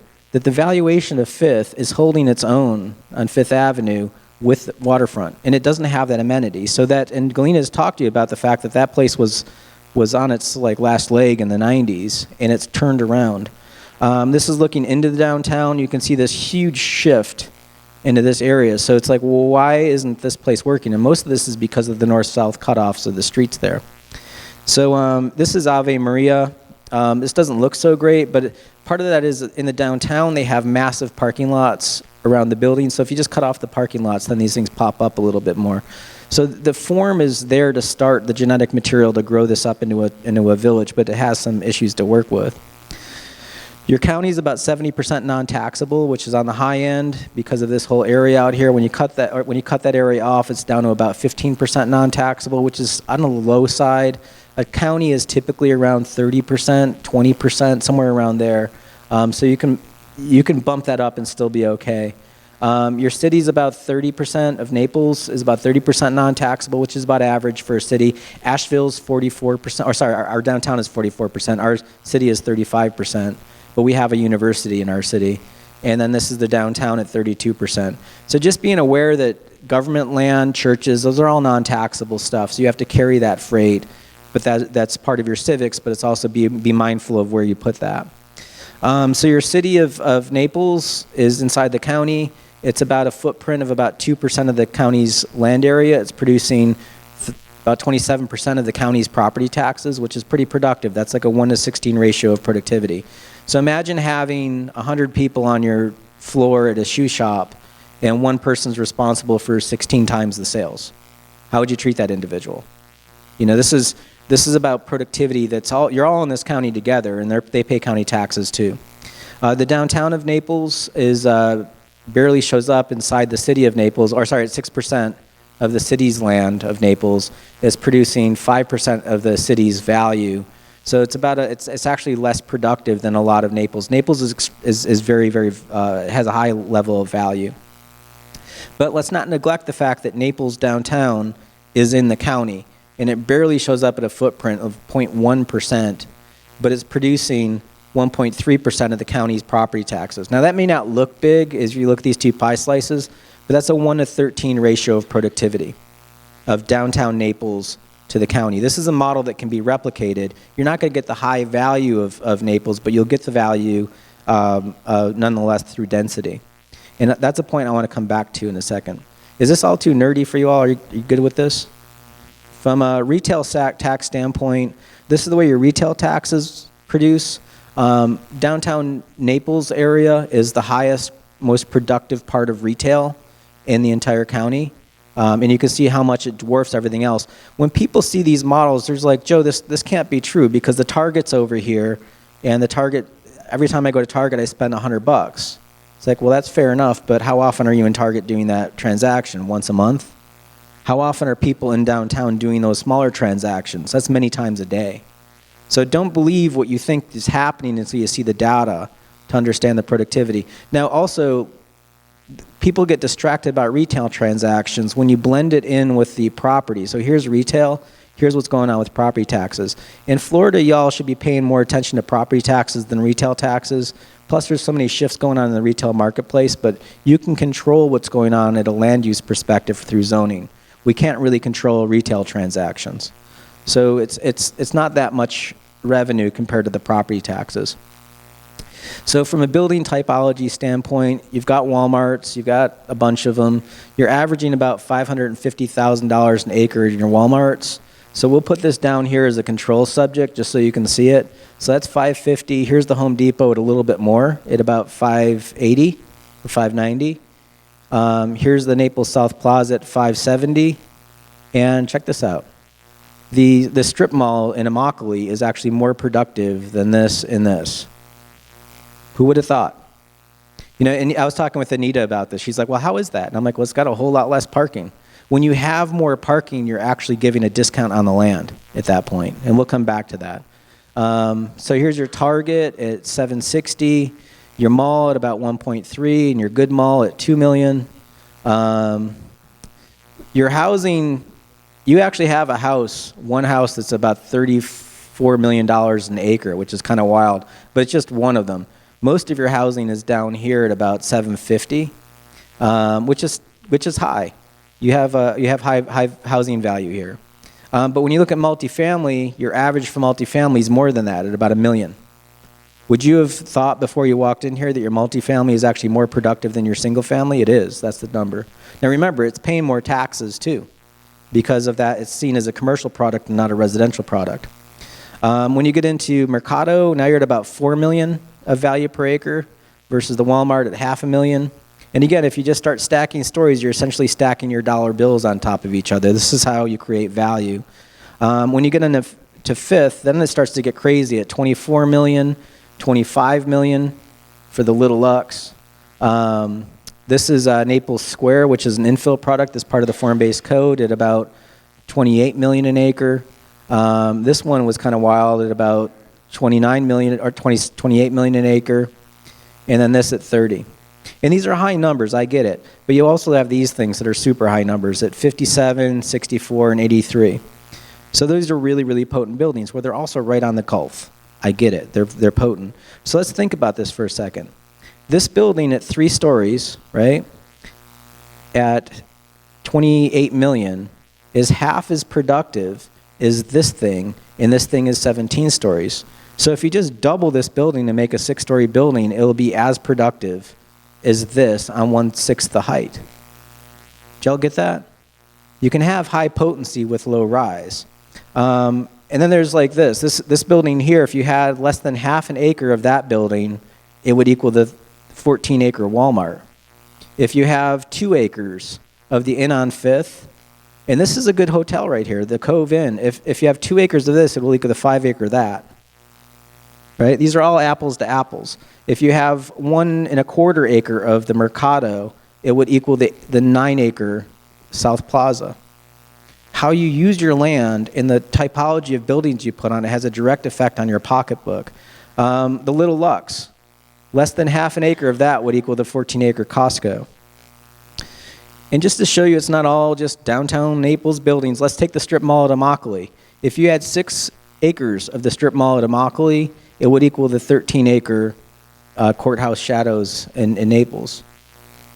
Again, how you consume your land has a direct effect on your pocketbook.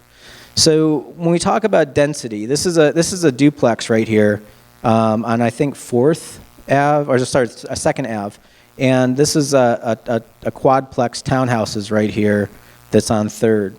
And so here they are. So there's the duplex, and it's basically a 2-unit house with apartments in the back. And then this thing here, which is nothing to write home about architecturally, and I hope nobody here lives in this, but it's just, I mean, it's really just a box with this weird little mansard roof on it, but it's basically 4 townhouses. But check out the value. This is $10.4 million an acre, and this is $6.7 million an acre. So the density here is 17 units an acre, and this one here is 24 units an acre. God forbid you have a 24-unit an acre property, right? That's like the sky's going to fall. It's going to suck out all the oxygen in the room. But it's like you've got density here sitting around you. You just don't notice it. So, I was talking with Anita. She's like, "What's your takeaway?" And I'm like, "Well, it's about design, stupid. It's just if we need to understand the design effect inside our tax system and inside the way that our communities work." So the 3 takeaways that I'll leave you all with, which is one is what's up with the villages. You need to think about what a village is. We've learned from Galena. This is actually a DPZ drawing. What's your core, and what are the villages that come out? Do you have those spaces? When I look at your model, I don't see it.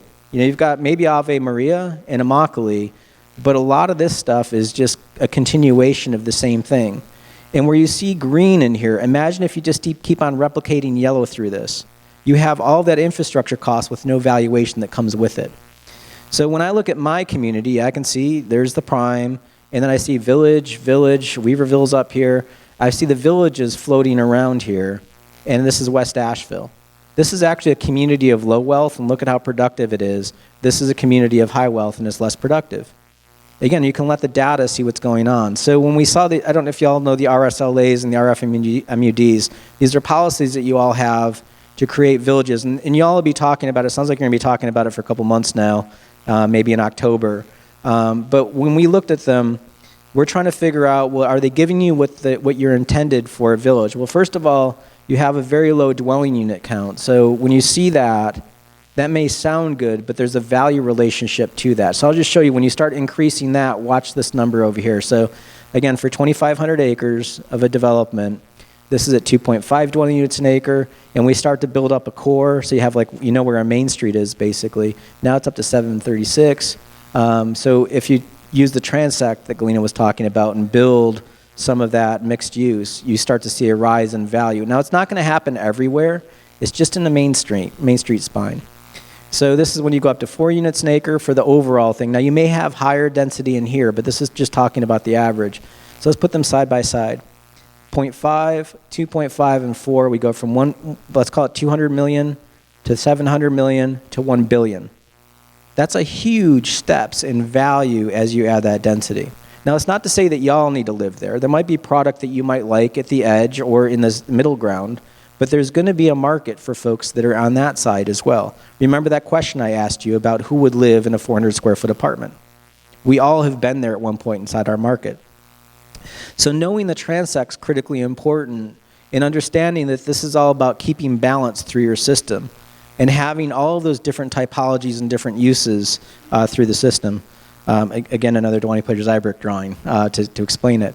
Now, when I talk about that core, what does it mean? And this morning we talked about this. I don't know if y'all have ever been in Winter Haven. It's south of Orlando. It's in the middle of nowhere in Florida, in the center part of the state. So it doesn't have an amenitized value.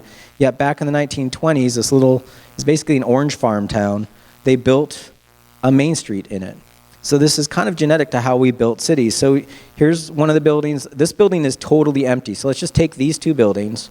This one's been renovated, and show you what they do. So this empty building right here is producing $87,000 in taxes per acre versus the Walmart at $8,000. An empty building is 10 times the productivity of the Walmart. Now let's talk about a renovated building. This building's pulling $230,000 an acre in taxes versus the Walmart at $8,000. So when people talk about there's a market for the Walmart, that market is paid for out of the cost of your infrastructure that it goes to feed that. And we're also taxing it less. So when you go and get the 10 cents a roll cheaper toilet paper or whatever, just realize there's a transactional cost that you've already paid for to make that happen. There's a reason why they can afford to sell you the goods cheaper. That's the market. But this is your community. You have to pay for this stuff. So the MUD, same deal. We did another kind of diagrammatic analysis, growing it up. So again, you see the same thing. As you add the numbers, you see this exponential jump. And we thought, 7 units, let's just go ahead and go crazy. Let's get it up to 12 units. Well, now we're at 2 billion. To go from 1 billion pretty much to 2 billion. There's a value in doing that in your community because you have to ultimately pay for all of that infrastructure that's going to be out there. So why not? And 12 units an acre, that's nothing crazy. Here's 17 and 24. Or just a block off of 5th, this building right here, that's pulling 18 units an acre. So what you find is that when you have that Main Street, there are people that want to have that density next to it to be able to walk to Main Street. So take advantage of it. Build those villages. So that's one lesson. Look at how you do villages in your community, then also look for that return. Second takeaway is parking lots cost you money. It's that simple. The reason why this is so wonderful versus this stuff is due to the parking and the lot size. So I'll give you an example. In Peoria, Illinois, they told us they had a parking problem in their downtown, so we're like a bunch of map nerds. We'll measure it. So here's your water, here's your green space stuff, here's your streets and sidewalks, here's all your surface parking, and here are your buildings. So does it look like there's a parking problem? And then on top of that, these buildings here are all parking garages. I'm like, it doesn't sound like you got a parking problem. Looks like you got a perception problem. So let's run some numbers for a second. When the assessor goes out and looks at the buildings and the parking, now mind you, this is the actual data for Peoria. They have about 1,200 square foot of building per person and about 2.5 parking spaces per resident in the entire county. Do y'all know your numbers? This should be the first question you ask yourself when I head back to North Carolina. What are our numbers? You need to measure this stuff because when the assessor goes out there, the assessed value of that building is about $35 a square foot and parking's $1.40, right? The cost of that road is going to cost you about $9 a square foot for that road, right? You have to pay for that road. Now let me ask you a question. When did we decide as a group to charge parking less in taxes than buildings? Do y'all follow me? If you're paying, let's call it 5 mils in taxes, and I'm paying 5 mils on top of 35 bucks, or 5 mils on top of $1.40, I'm paying 27 times more taxes on this than that. The cost of the infrastructure doesn't care. It's the same here versus here. So therefore, that's a subsidy on that parking. We just generally don't consciously think of it that way, but that's what's actually going on inside the policy. As a developer, I'm taking advantage of that, right? Did that all just freak you out a little too much? So we went ahead and ran it for the entire city, and we're like, look, the reason why all the spikes drop off is there's a choker collar of parking all around the downtown. The reason why the suburbs are so flat is they're mostly parking. This is not rocket science. So we did the whole entire county this way just to do the analysis. So here's all the land area of the county. If you take all of the buildings and put them side by side, that's the footprint for an entire county's worth of buildings. If you just put them cheek to cheek, right? This is the parking. I'm like, look, y'all, you got more parking than buildings. And then what does parking drive? Parking drives roads. So there's your liability. This is what y'all have to pay for. That's your road liability. Here's your parking. Here's your buildings. So you got 9 square miles of parking, 8.6 square miles of buildings, 12.4 square miles of liability. This is you're on the hook for that forever. Your kids are going to pay for that. Your grandkids are going to pay for that, and on and on and on. Roads don't disappear. And this is everything else. When you run the numbers of the valuation, this is what it looks like. Let me just put it on a per square mile basis. So you have about $1 billion a square mile of building in value. Parking's about $40 million. Roads are costing you $250 million a square mile. This is everything else, berms, buffers, backyards, whatever. So when you're taxing this, you're getting how much more value out of that? Is this thing covering the cost of that? No. So why is it when the car is moving, it costs us more than when the car is stationary? Why isn't that covering the bill for that? We should be asking these questions. We should understand what it costs for that road liability when you start to widen roads and add lanes and do all of this stuff. What's the end result for your kids when they have to fix that? Because that's going to come due in 50 years. And we showed them, we're like, look, the reason why you're broke is you have enough roads to go from Peoria to Vancouver. That's a hell of a lot of road. This is all spatial analysis. By the way, this joke only works for people over the age of 35, so I get that. So what is your infrastructure burden? Do you know this stuff? Do you understand what you are? So here's the fallacy of the way that municipal finance works. When people work in government, they have to follow CAFR standards to do their books. And your elected officials are told that roads are assets. Now in my world, inside my business, my computer is an asset, this thing right here. If I had a fleet of vehicles, those are assets. If I had real estate that I sold things out of, those are all assets. When we do this analysis, we ask the finance officer, we did this project in Lafayette, we asked Lori, we're like, Lori, look, I can sell this computer. Can you pick your roads up? Can y'all pick your roads up and sell them to Lee County? No.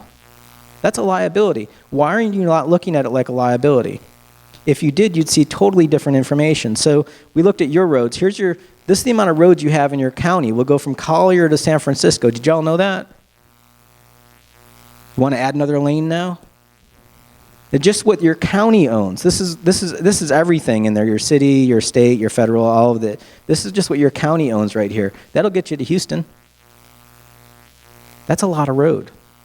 So to show you the problem, this is Lancaster, California. It's a suburb outside of Los Angeles. It's up and over the mountain from Los Angeles. 168,000 people. And what was crazy is they have 953 miles of road. So y'all have 300 miles more than that, right? I don't know what 953 miles looks like, so we put it on a map. So we're like, look, you can get all the way from Los Angeles to Portland on your roads. You have more than that. So we put it on a timeline. We're like, all right, so they're a fairly new town. They incorporated in 1976, but they started building out in 1915. So their great-grandparents went on a little road building spree right here and built a bunch of roads. And then they went to sleep until like World War II. They came out of World War II, and look what they did. And you can't help but notice that one, right? So 1953, they just built a bunch of lane miles. Well, guess what? That comes back to haunt your parents' generation in 1983 when they have to rebuild all of that stuff. We've all been through this. What happens when you're hit with a huge capital expense where all of a sudden you need to put down money on all of these roads? What do you hear your elected officials do? We need more money. What's the easiest way to get more money? Let's turn a farm field into development. Now we get taxes, right? Well, what that brings is more lane miles, right? So not only do you have trying to build or pay back all of this stuff with that, this comes back with the second rebuild, and it brings along with it the new roads. Did y'all follow me? That's the second rebuild. So we just said, look, we're going to stop you in 2015 and check out your roads. Here's your build-rebuild cycle into infinity. Do y'all see a problem? That first wave was unbelievably stupid, but we didn't know. I mean, they're just like any American city. We came back from the war. We just defeated the whole world. We've got lots of money. Let's build a bunch of roads. Let's be suburban. Nobody ran the numbers on this stuff. And then we just went ahead and just repeated it because, hey, this is who we are. This is what the market wants, right? Well, now that you're in that habit, it's going to capitalize on itself, and it's going to get bigger and bigger without you adding anything else to it. That's called what's it called? What's that? It's a capitalizing on itself. That's a capitalizing on the value. Did y'all follow me? So basically, if you took all of the money that they have and flushed it into their system, they can only afford the green stuff, which is this one little square and then the regional collectors, because they have to be able to get out to other parts of the community. This is essentially what you're building your way into right now, is their problem. You could stop this. They can only afford half they basically have $25 million shortfall. In Eugene, Oregon, we did the same thing, but we went a little bit deeper. Here's their revenue model. This is floating them in the bay. This is their revenue model. Here's the cost of Eugene in sewer pipes, stormwater, and whatever. So let's just zoom in. So we have revenue, we have cost. Let's net that against that. Here's what it looks like. So here's what's net positive. Here's what's net negative. Here's the top of the model, and you can see what's net positive. And then when you flip this up and look from underneath, like the worm's eye view, this is where they're bleeding their money all over the place. And we said, it's cool that this is happening, but just be mindful of whether or not you can afford this. Is this a conscious choice? This is the next thing y'all need to get into, is what is the cost of all of this stuff, and can we afford it? This shouldn't be about these ambiguous waving of hands and this is what the market wants. I don't believe in that. I want to know what the data is and put it on a map and figure out if you can afford it. You need to understand the land productivity. Just the final point here. We find lots of weird stuff when we look at data. Don't be surprised when you do this. Just start asking questions. So the reason why I was at the assessors conference, because you may be wondering, why the hell would you do that? I was there to ask them about this. This is Cheyenne, Wyoming. So this map has no buildings in it. It's just all dirt value per acre. And you expect the world to look at this. Everybody in this neighborhood has the same dirt value per acre, right? You would think that would be fair, that you and all your neighbors are basically priced about the same for your dirt. You remember, there's no buildings here. I was presenting this in Cheyenne, Wyoming. I was like, what's going on here where the dirt on this parcel is $15,000 an acre? When you cross the street, it doubles in value to $35,000. How does land double in value when you cross the street in the same zoning category? And the tax assessor raises her hand, and she just yells out, "You don't understand." And I was like, what am I missing? And she goes, well, they have more land. The more land you have, the lower the value. The mayor started laughing so hard, he almost spat coffee out of his nose. It was like 8 in the morning. And I was like, hold on a second. I got 3/4 of a mile of street here, 3/4 of a mile of street here, another half mile and half mile. I've got 3 miles of street around my property. This fellow's only got 200 feet. That's a whole lot more infrastructure. And she barked back, we don't count infrastructure as part of our valuation. I said, so your money that you put into the ground, you don't want it back? She goes, that's not part of our standard. I'm like, okay, I've got a bigger parcel. I'm sure my planning director will agree that I can put a bigger building here. Bigger building means more trips, more car accidents, more police calls, more fire calls. She goes, yeah, we don't count any of that. Our standard is the more land you have, the lower the value. Does that make any sense? I mean, think about the economics of that. You're going to give me more stuff and charge me less for it. This isn't like buying bulk toilet paper. This stuff's expensive. And so I was at the assessors conference to ask them, I'm like, hey, where did this standard come from? Did Moses deliver it to you? They thought this was hilarious. And their magazine is called Fair and Equitable. I'm like, how is this fair? How is it equitable? They're like, it's not. I'm like, where did this come from? I'm like, we don't know. This is how policy is going on. And you need to be asking these questions. This isn't an invisible market forces. If you give me these incentives, I'm going to take them. This is driving what the market decision is. If you give me free lobster, I'm going to eat it, right? That's not a true market dynamic. So when we look at your land, we see the same thing. As you kind of zoom in, let's go right here. You can see the smaller parcels are worth a heck of a lot more than the bigger parcels behind them. When you drive by that Jiffy Lube, realize it's paying more taxes than the Target behind it on the dirt. So there's a suburban bias baked into the system which is going to reward that pattern of development, which is going to drive the market to go that way. I'm not saying don't do that. I'm just saying make sure you account for it and know consciously how much you can afford. So your county is worth $84 billion. You're worth more than all the professional sports teams in the entire state. The city of Naples is, what is that, 20 Buccaneers? You guys are about, the county's about 76 Buccaneers. I can tell you that Malcolm Glazer knows Jameis Williams' towel bill. I can tell you the cups in our nightclub cost 5 cents a pop. What's a mile of pipe cost you? When are you going to get paid back on it? Why aren't you doing these numbers? You're so much more potent than this football team. So we call this geo-accounting. Your accountant doesn't care. We just put numbers on a map, right? Or your accountant doesn't care if you buy a boat, right? Your accountant cares if you can afford the boat. Make an unbiased analytic about what's going on in your community. Do the math on this stuff and figure it out. Put the stuff on a map so people can see it and talk about this stuff. Then have your community decisions about what the market is and do your math. Thank you.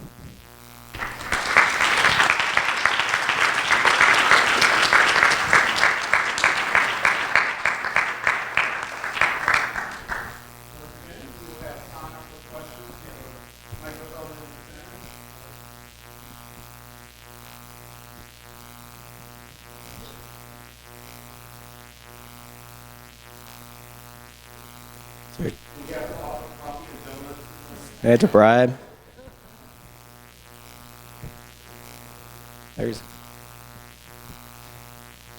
Well, I'll see if I can get us started with some questions. This has been a very educational session, I must say, although I'm not sure everybody was able to follow all of the math that you described.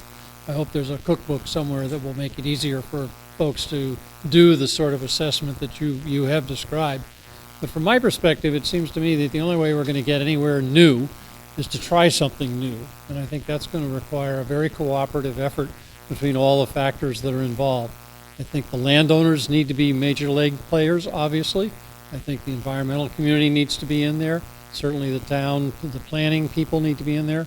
And you could imagine a kind of a charrette where you'd bring everybody together to try to come to as much of a win-win solution as we can. And clearly using, I use a term called creative clustering.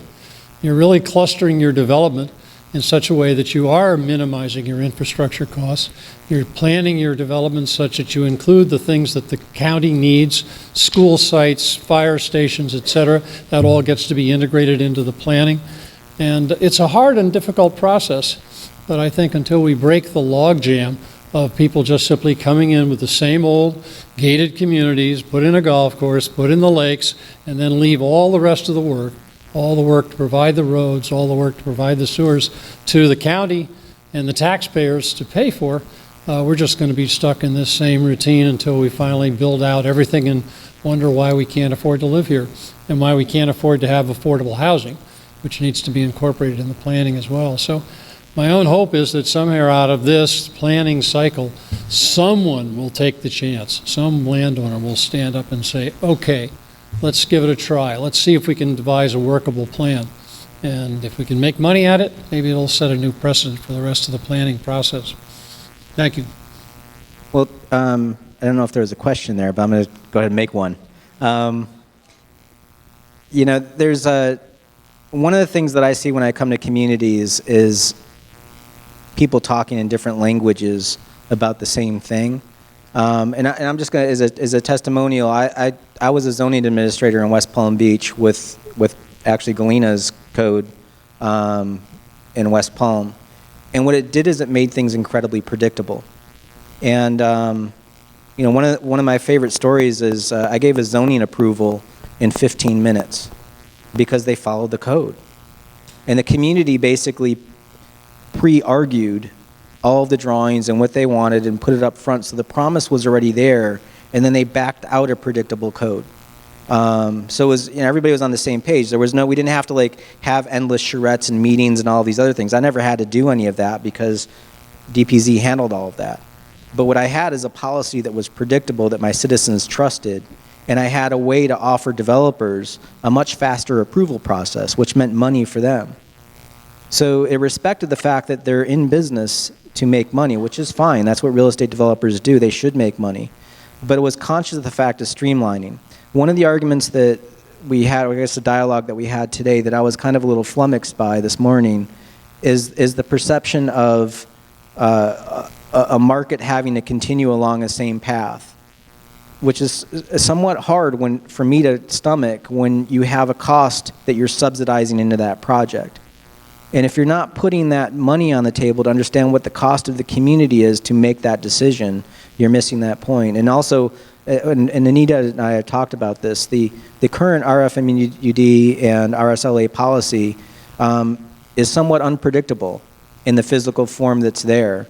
And I think that's one of the next steps that you all have to move into is tightening that up and articulating that and making it more predictable both for the developers but also for the community to understand that urban form. If urban is in the title of the form of the policy, it should be physical in the policy as well.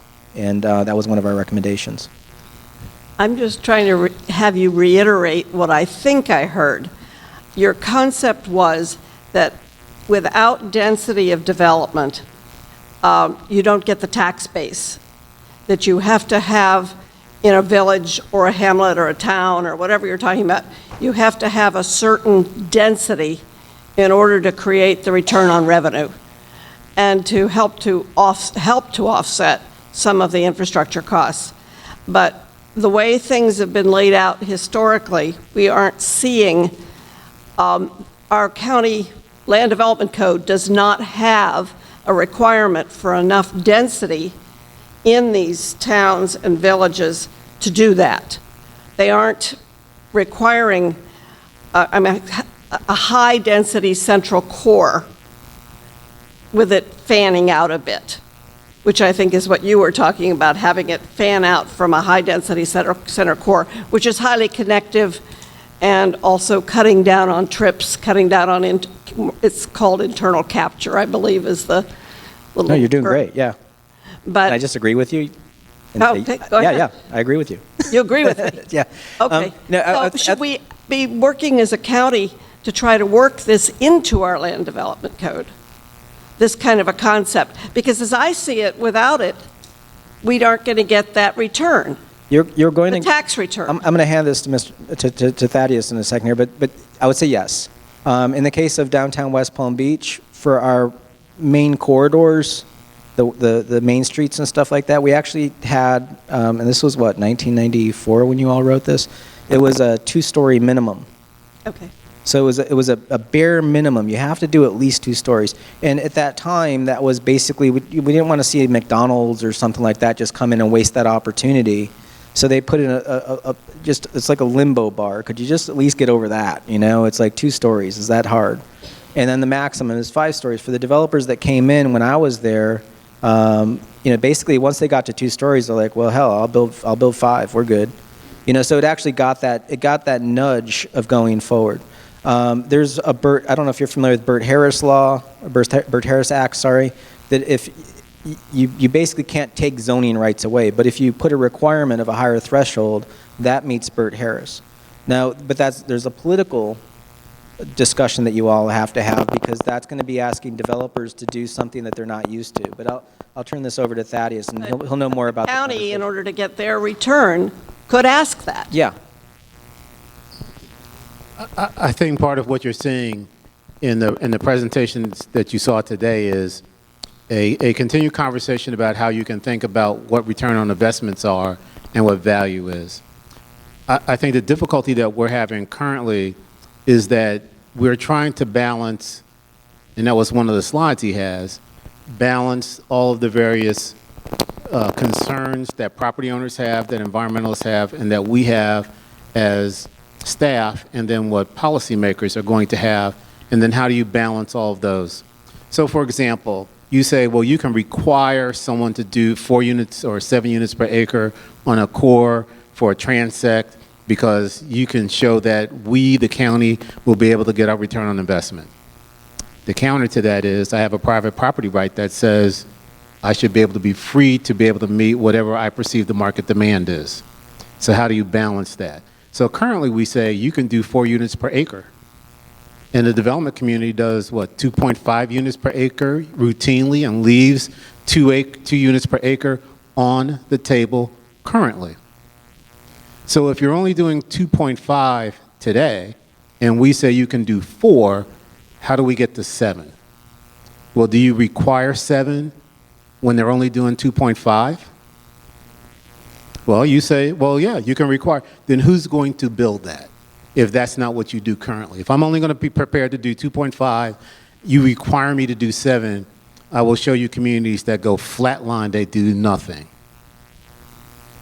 That's the situation that we continue to have. And one of the things that we're trying to think through is how do you move folks to be able to say that it is profitable for you to be able to do this? We can provide incentives possibly for you to do this. We can encourage you to do this. And maybe we can have other folks who are outside of this have an opportunity to do this. So again, as I was saying before Joe started, when he leaves and goes back to Asheville, in the wake of this conversation, we're going to need to be able to think through how it is that we get from where we are to where we want to be. One of the questions that we get asked, and I don't mean to take up so much of his time, but we want to be more walkable, we want to be more this, we want to be more that. The only thing that I think we can do at the governmental level is create a construct or a framework, whether it's form-based codes or some other methodology that allows those kinds of things to take place. So what you heard from our first speaker is we're not trying to prevent anything from taking place. And I think that's one of the best positions to be in, to be able to say, if someone is prepared to come forward and do it, the code expedites or is able to make those things happen. But when you move to the position which is, I'm going to require you to do something, then it becomes very sticky as to how it is that you're going to make that happen. I'm going to play with the stickiness for a second. You know, we have a constitutional right to happiness on our property and our real estate in our country. That's our Constitution. Once the government gets involved, then it's a conversation that needs to happen at a governmental level with your corporation. So my real estate's worth nothing until you run a pipe and a road to it. So once you all did that, I didn't build that road, but once that's there, now there's a commitment to that cooperative development.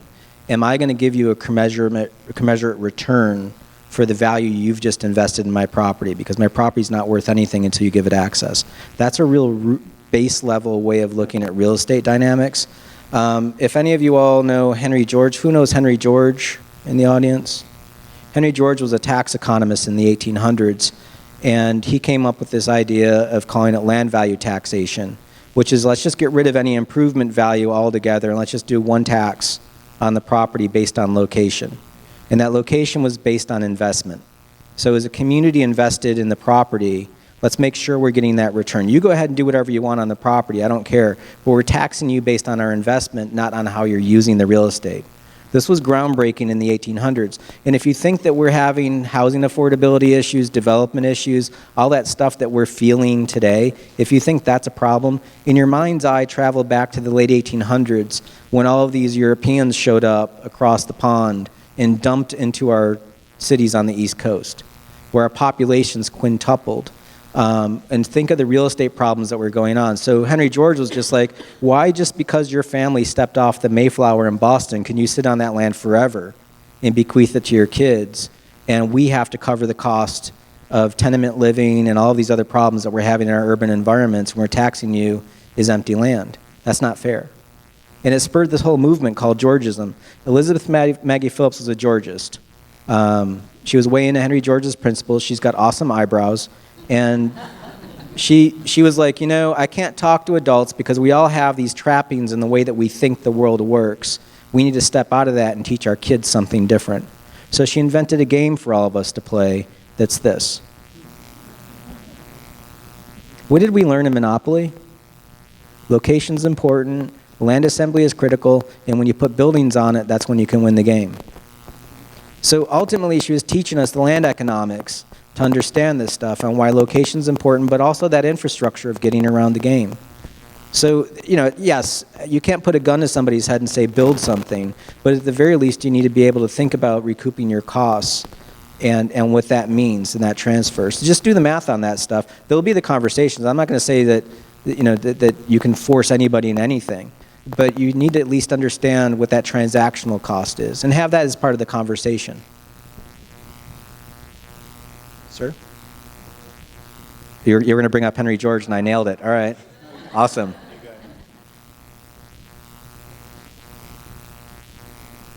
Thanks for your presentations. Collier County is known as one of the healthiest places to live in the last 4 years. I was wondering if you have noticed anything in other cities, talking about form-based code or some of the things that you presented that affect health in those cities. Oh, yeah. Well, we tend to just stick on that one value, but all of the other relationships correlate with this. Human health rides right along with walkability. More walkable environments have less obesity rates, have higher levels of exercise. There's actually a great book I'll recommend called Happy City, which is kind of a quirky kind of title, but Charles Montgomery gets into all of the other factors of epidemiology that get into it. Richard Jackson's book, I forget the name of it offhand, SPRAWL Kills, which is really cuts right to the point, but that's, you know, there's lots of data and economics on that. I find, I mean, I've already gave you a lot of information that if I start adding all of those other factors, it becomes a little too overwhelming.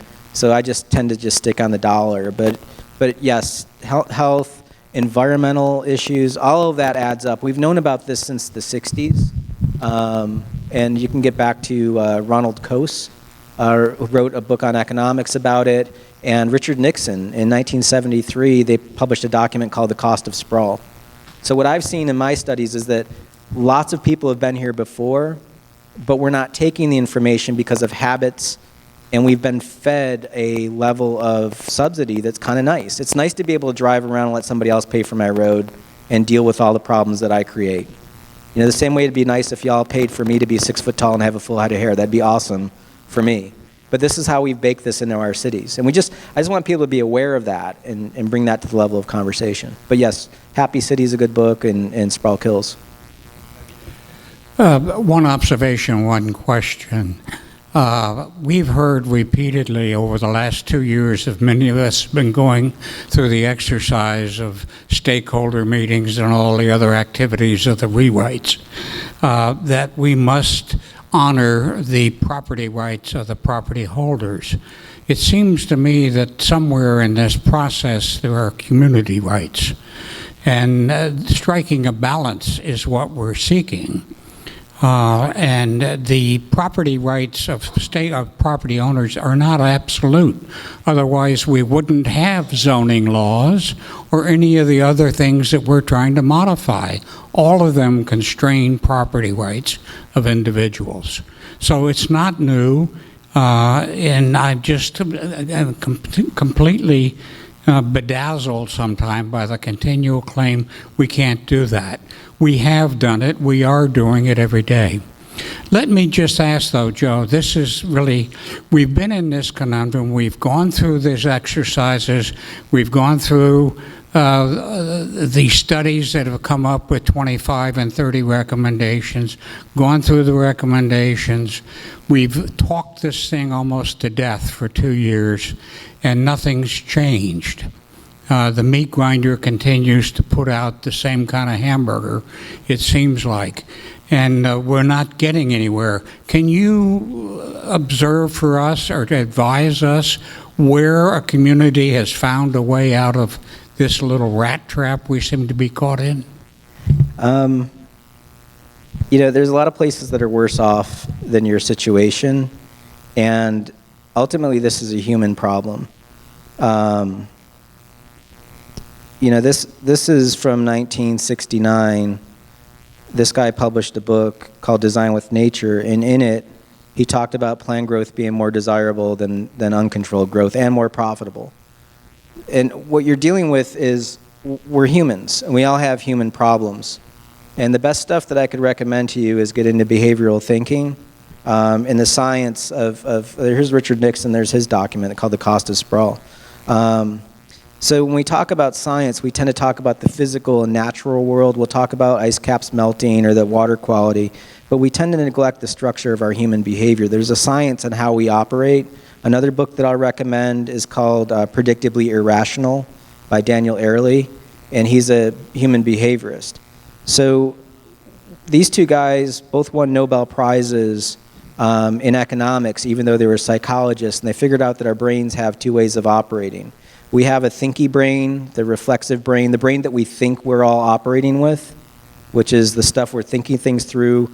We're rational beings, right? But we also have this automatic stimulus response, which is doing 90% of the thoughts for us. It doesn't matter what information that I give, it's going to go through your filter that's going to tell you the things that you want to hear, and it's going to validate your experience. That's why we operate with pictures. You can't get away from the data that's in the picture. And I know that I'm fighting against your psychology. Your automatic stimulus response is like your Homer Simpson brain. So we tend to think that we're Mr. Spock, but we're really Homer Simpson going after donuts. You're going to be up against this, and this is human behavior. It's just how we are. This guy won a Nobel Prize in economics working with those other two psychologists, and he wrote a book called Misbehaving. I'll recommend that one to you all as well. You're not going to, and also Nudge is a good book, but I just recommend the title in that one. You want to nudge behavior, right? You all have been through this process. You actually have a really good plan from 2001 that y'all did with Dover Coal that talked about all of these processes, but maybe it wasn't the right time for that to come through. So the policies that came off that, the RFMUD policy and the RLSA policies that came along at that same time, were a nudge off that. It's a moderate nudge. Nudges are all elastic. Well, I know, but the policies of allowing the opportunity of having villages and nodes and all that, they're both in both policies. So at a theoretical level, at a structural level for city design, it's essentially the same mechanics, it's just different ways of getting there. And I'll say, just as an urban designer, somebody that looked at the RFMUD and RSLA policies, it doesn't go far enough to articulate what it was intended to do. I'll acknowledge that. Okay, so here we are, 15, 16, 18 years later. Now it's time, let's nudge this again. You know, it's just, this is how policies iterate. And it does get tiring to talk about these things, so ask for the action. You know, let's see what the actions are and move forward. But the reason why I know all of this stuff is I went to a behaviorist conference too, and let me just close with this. One of the things that the behaviorists said to me at the policy, or at the conversation, because they're all over this. First of all, shaming isn't going to work with people. You can't just go tell people they're wrong and they're destroying the planet. It's not going to happen. And they said, Joe, go out and find a 20-year-old out on the sidewalk and ask them if that's smoking cigarettes, and ask them if they're going to get cancer. What are they going to say? I'm not addicted, I'm going to quit when I'm 40, I'm going to be that one 80-year-old that still smokes. This is how we operate as humans. Anything that's a damage to us, the further out it is in the future, the more we delay its effect. So what we're experiencing with climate change, with all this stuff, these are all things we've known, but as humans, we don't want to make those big moves because they're scary for us. And it's just, from a developer's perspective, you're changing a business model on people. So they're just like, I've got all of these subs that I work with, I've got a pattern that I use. I mean, to change that business plan is really scary for people that have like 40 employees or whatever, right? I've got 8 employees. If you changed my business model or told me to change my business model, I'm freaked out about firing people. You know, this is a real rational fear for folks. So having that conversation and knowing all the dynamics in this and allowing for that opportunity and space for the nudge to happen will allow you to find that common ground. I mean, that's just the best that I could hope. I'm not going to be in that process, but we're hoping to give you the data so you can see the economic effects. It's a long-winded answer. It's a funny dog picture. I just had one follow-up comment. I used the word creative clustering because you were talking about average densities, 2.5 units per acre. Oh. you were talking about densities, 2.5 units per acre. If you take a 200-acre property with 2.5 units per acre, that's 500 possible units. If you built those on only 50 acres, you'd have the remainder as open space. You could achieve the densities that we're talking about to try to make a more walkable community.